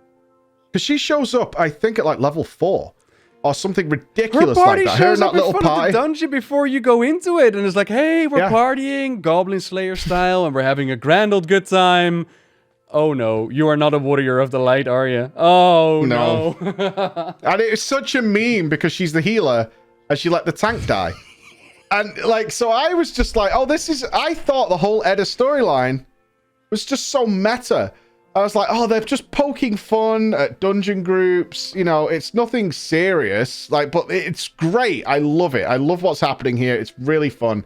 And then it goes so dark and you're like, holy fuck, man. I can't wait to see what happens next. That's the storytelling, right? I cannot wait to see what happens next. And it plays a part, and it's so good that it still plays a part. Even when dungeons, when you put them on hard mode, that you all of a sudden get a different storyline. Like, it's not just numbers that are picked up. Did that blow your mind? No one told me about that. It was like, oh yeah, so it unlocked hard mode. I was like, okay, so it's, you know, it's the same as WoW, right? Where you have the normal version where you level, then you get a heroic. It's just gonna have more health, more numbers, whatever. I was like, no. You just unlocked 12 brand new dungeons with their own storylines and their whole thing. And I was like, what? Because I was so excited by some, like the giant Tombury that walks around and shanks you through the dungeon. I rolled Arcanist for that one. I need to know their story, and apparently it's locked behind the Arcanist one. So it's like you will roll professions. That's in order a Tombury story? Yeah, Arcanist leads into Summoner and the other one. And the other one is the one that goes into the stabby people lore. I'm like, I need to be in there. Okay, I'm in on that. Because I said, because you know what it is? Because people expect me after my WoW history of playing everything, when are you going to change job, right? They fully expect me to play everything. I'm like, there's so little gameplay in this journey that I'm not bored at all of playing my current character. No, but it's not being bored. It's to get more story and experience. Like, if you go into Heaven's Ward, I rolled Dragoon, and he's like, I'm so happy I rolled Dragoon, because you just get it extra. I did. And I got my Power Rangers suits. I did get us to do that. Well, I'm fine with that. So I said, when we get to, like, Endwalker, because Endwalker's not fully out. It's only just launched, so all the patches are missing and stuff. So I was like, when we get up to that point, maybe we'll start messing around with different jobs and doing different stories and things like that. And maybe so we can play through Endwalker in like a row. Because one thing I don't want to do, I'm a little wary of this, and I might change my mind on this, is one of the reasons we have so much fun doing the FF streams with the community is they all know what's going to happen, so they're like totally fine for chilling for this. And we can talk about it as we go, and we can have fun with it. If waiting for the patches to come, I think is going to be a little less fun, maybe. It depends on the content that you put out, I suppose. Yeah, it depends on the content that's coming out. Like, I also kind of don't want to be left on the cliffhangers that they've had to deal with. Okay. Like 7 months of waiting for something to come out. Like, ugh. We'll see. But there's all these job stories that are just waiting for me. And my Black Mage one, the 3 I've done so far, were all really, really good. They were so fun that I actually just want to try different jobs for their stories. Yeah. That's where I'm at right now with this. Is I don't really care about trying all the classes out and trying to min-max it or have fun with it. I'm really interested in just like, well, what happens with these characters? Because some characters in my Black Mage story show up later in the story. Oh, really? And so cool. I asked my audience, I was like, does this happen for everybody then? Some and of like, them. Some, but you only know this because you did the Black Mage story. I was like, really? And like, yeah. Like, this is literally just a thumbs up for the people who are Black Mages. Nope, you know, everybody gets the same situation happening with these. So that's just you're lucky. I was like, do other classes get this? I'm like, yeah. I'm like, fuck. Well, I want to know that. I want to know what's going on with that. So I kind of want to go and so why wouldn't try you out all the roll other like jobs for that. yeah? Why wouldn't you roll a job per expansion? And for example, the Dragoon one very much connects to what the storyline that's like when for me the reason swapping over I started with the monk and I'm really happy that I did because you know low global cooldown and whatnot, but then before you go into Heaven's Ward they already make mention of the Dragoon and I'm like, okay, I need to swap into this because I want to know what's up with the eye and the dragon and yada yada yada. That's what made me swap. So why what's holding you back from? Maybe I'm still thinking of it from WoW Brain is that it's like re-rolling for me and I'm really happy with what I'm playing. That's okay. Generally in like WoW, when I decided to play something else, it's because that game is 99% gameplay, 1% story for me. And so I would, you're spending like, if you're playing the game like 9 hours, you're spending like 8 hours and a half gameplay. And at that point, I'm probably getting a little like, you know, I've kind of pressed the same buttons for the last 8.5 hours in a certain order. And I want to try something new now. I want to vary it up and spice it up a little bit. So I'm going to play something else. I don't have that in FF. Some days, if I'm doing an MSQ day, I might only attack something like 4 times that day. You know, something like that. And other than that, I'm just enjoying what's happening on screen. If we're doing like a primal raid, yeah, I'd probably gameplay all day, but I'm actually enjoying the primal and learning the fight. I'm not farming anything.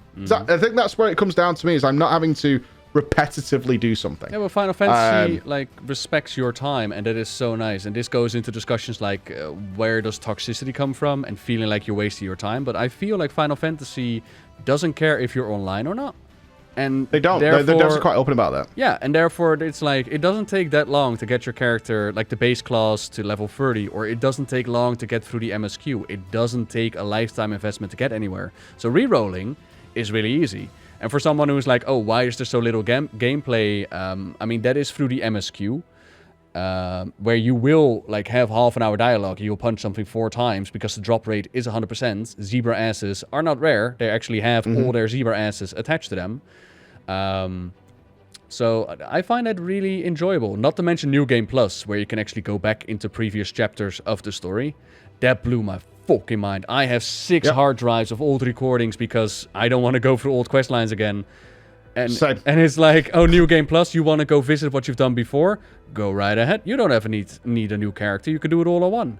Have fun. Certainly for people like us, they have a thing in the inn where you can watch any cutscene from the game. Right? Like, I don't think anybody who doesn't do a lot of content creation realizes how good that is. So I don't have to go through it. Someone in chat asked, like, I don't play WoW. Is that not the same in WoW? It's like, no. If I need a specific quest in Ice Crown that is like 3 hours away, I will have to go through that specific class with blah, blah, blah.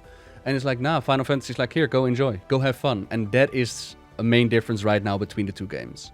Is that it's... Oh, yeah. I mean, listening to them say that, it's like, if you want to take a break and come back when we release some new content, that's fine. Right. We don't mind. And I'm like, Right. I mean, they still close down the servers. They still haven't opened up the servers, and they're like, nah. You want to play Final Fantasy 14? Go F yourself. We can't. I feel bad about that as well. Yeah. Because we're making all this content right now. It's like, how do you get into FF14? And the answer is you can't right now. They don't even sell the game. Right. Which is mental. And that was weeks ago now. I feel like it was like 2 or 3 weeks ago at this point that they stopped selling the game and letting people in. And I'm like, this is a bold fucking decision. But it is the thing. I think we should wrap it up, my friend. We're nearly 2 hours in. Indeed, we are 2 hours in. Is there anything... Oh, God, I know that I'm going to finish this. I've got my notes here. The story just gets told to you. It's not told in secret whispers of Il'gynoth. The story is just presented to you. That is something that I mentioned during the coils. Every question I had about Granddad and Calamity were answered in the coils, and then the mysteries were like built up about the ass people, like people that came before. I was like, oh cool, we'll go to the palace now, and they answer your questions there, and it's like, it builds up mystery while also explaining the storyline. I thought that meant to be said. Tataru is truly awesome, characters stand out. Well, we talked about how it's not really your story, like you don't have control over where the story goes, but I guess that's just part of the MMORPG genre.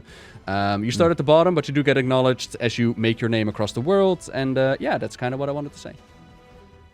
Yeah, that's... my final point that I put down here is, did you wipe to Cape Westwind? Many times. We took out a fair night of streaming. And, I mean, it was my own fault, right? I was stubborn. I was like, I don't want to read up tactics. And it lost around 3 hours. But once we learned the tactics, it was an hour and a half and we got through it. Yeah. But it was challenging. Like Dark Souls... I do believe you fell for it like I did. Like Dark Souls 3 was spicy. But the Westwind, nah. I'm happy that you don't only have to do it once on one character. Let's put it like that. For you? Me too, because I don't want to feel like such a fucking idiot again. I love the... They played it so nicely as well. It was phenomenal. They built it up and it was... 2 days. 2 days I saw Has He Done Cape Westwind Was it true that you actually days. put on your raiding pants for the stream? Was that true? I went to the bathroom and got a drink before we sat down to do it. Like, once we got there, it's like Cape Westwind. But literally for 2 days, people were asking me, has he reached Cape Westwind yet? Has he watched the video? Has he read the guide? And I'm sat here and I'm going, I'm not going to watch any guides. I want to see it fresh. You know, like, I'm sticking to my guns. Like, people are like, dude, you need to fucking read up on this. I'm like, I don't need to read up on anything. Right? I'm sure if we've done all this stuff in WoW, I can cope with whatever this is going to throw at me. And they're like, dude, no, man, you should read the guide. Otherwise, we're going to be here all day. We're not going to be able to progress the stuff. But they were being really genuine about it. They were like, it's just a case of like, you're going to be here all day and it's not going to be that fun to watch and all this. And I'm like, it's whatever. If you don't want to stay and watch, don't. And I was like getting a little frustrated with it. I was like, if you don't want to stay and watch, don't stay and watch. But I'm going to go in blind. And then we got to Cape Westwind. So I was like, right. My free company invited me to a team. I was like, right, if we're going to be here for a while, I'm going to go get a drink. I'm going to go to the bathroom. I'm going to strap in and get my raider pants ready. So I came back. I had my drink ready. And I'm like, right, I'm ready to go. And I get in there, they put down every raid marker. And I'd not seen the raid markers yet because nobody had to use them before this point. So every single raid marker was down. They then were like, right, A to B. And then they started just typing gibberish into the chat, which I started to read as this like FF raid talk. It was my first sort of big group. I'd done dungeons, but this was my first big group thing. And they're like, all right, B goes to A, C, you're going to go to D, then over to E, then back to F. 2 goes to 3, and I was like, what is happening? Like, am I 2? 4? What? And then we pulled it, and we just instantly killed it, and I was like, you fucking idiots. And they were laughing so hard at me, and I was like, you absolute idiots. How did you do this? And that was just the magic of the Final Fantasy community again, ain't it? Like the way you are introduced, the way apparently that everybody's like fallen for it. Yeah. Like we should cut this out of the video, to be honest. I don't want to spoil it for anyone. Honestly. I don't think so. Unless it's a React video, I don't think anyone's getting this far. and now you're part of the Final Fantasy community. It was glorious. There's even a Reddit post with like tactics to the fight, and it's like full on diagrams and this and that. And there's like, this streamer did this and this streamer did that, and my god, his rating pans out. It's like, what the fuck? The cool thing is, though, it does show. I mean, a lot of people bullshit, and you know as well as I do. Like you brought up Souls before. The amount of streamers you know who either play that boss beforehand or watch somebody else do it and then like fake it on stream and get a quick kill. Oh, really? I see it a lot. Yeah, I see it a lot. Is like there's no, you just can tell the way people are playing. There's like this isn't blind. You're telling your audience it's blind, but this is not blind. I was just sitting there like, is there going to be a phase 2? I was hella confused. Right, I was like, that are we going to go genuineness is so good. Yeah, it's really good to see that genuine reaction is like, clearly you don't get up and take a break before this happens or anything like that if you know this is going to go down. And I love that how many people, it's worked so often because of how many people are like, I don't want to be spoiled. Yeah. Let me just do it and go into it. Even though some people freak out at me, is like, you should just read the guides before you go into it. I'm like, why? Like, what are we taking this that seriously? Like, does it matter if I die? I don't care. Why do you care if you know, and all this? But yeah, Kate Westman was... Honestly, I'm waiting until Endgame to see, like, how is the rating at the end of the road of the rainbow. Because right now we're going through content, everybody's already cleared, and you're being boosted and carried, and everybody knows what's up. I wonder how it is rating in Final Fantasy. Like, you've done the videos and the breakdowns and whatnot, but... I did a Race to World First coverage for one day, and it did two things for me. One, it looked really fun. I wish I was part of the team. Oh, really? Okay. Yeah, but I love that thrill of the raid, right? I mean, I've loved that for years. Same time, even though I say that in the same breath, it put me off doing Savage raid progress on stream. Oh. Because it would just take too long without making a really specific group. You know, like you're watching some of the world's best. And I know I follow Echo and Limit a lot because of their World of Warcraft background. Even though they're not Final Fantasy XIV World First Raiders, they're still extremely good teamwork. You know, as a group, they're extremely good. And if it's taking them this long, I can magnify that probably with an audience group, including myself into this mix, who's not had that experience either, by maybe 10 to 12 times of length it'll take to do those bosses. And I don't want to stream 12 days or whatever of doing a boss. I'm not interested in doing that. Like, that'd be something in WoW, I didn't stream my raiding either. I did it on night times, off stream, because that's my fun time. I'm chilling. But yeah, I'm not even sure I'm going to get into that. Primals are okay. Primals can take anywhere from half an hour on their extreme minimum item level knockout to maybe, I think the longest one we did was 7 hours. Damn. But that was a real one-off. Okay. That was like an extreme version. Typically, it takes something from half an hour to 2 hours to do the extreme minimum item level no echo. Okay. We had one, which was way worth it, by the way. Yeah. It was so worth it. Which one was it? Had one. Or was it like one of the new ones? Oh, it's a Heaven's Ward. Okay. It's a Heaven's Ward one. Well, a Heaven's Ward's one. But we've had them take 10, but on the low end as well. That was like the extreme, it's like 7 hours. But on the low end, we've had 10 minutes for the extreme minimum item level no echo. Usually it's like 2 hours. That's fine. I enjoy doing that with a fun group of people who are really cool. Learn together, kill it. Once you're getting into days, yeah. I don't want to do that. Right, let's wrap things up, man, because we are past the 2 hour mark now. All right. Thank you for joining us for an entire discussion of the intro to FF. Not just story, anyways. It's just complete gameplay and experience and Lalafels. It's been great. Well, into Heaven's Ward, you step, my friend. Hopefully we can see you again once that's done. Oh, for sure. Like I'm a couple of chapters in now. Oh, I can take my fishing skills into Heaven's Ward. I'm ready to go. I have not touched crafting at all yet. Go ocean fishing with me one day. Come on, go ocean fishing with me. I will, great. But it'll be around 2024 when I reach Endwalker. Bye, everybody. Bye-bye.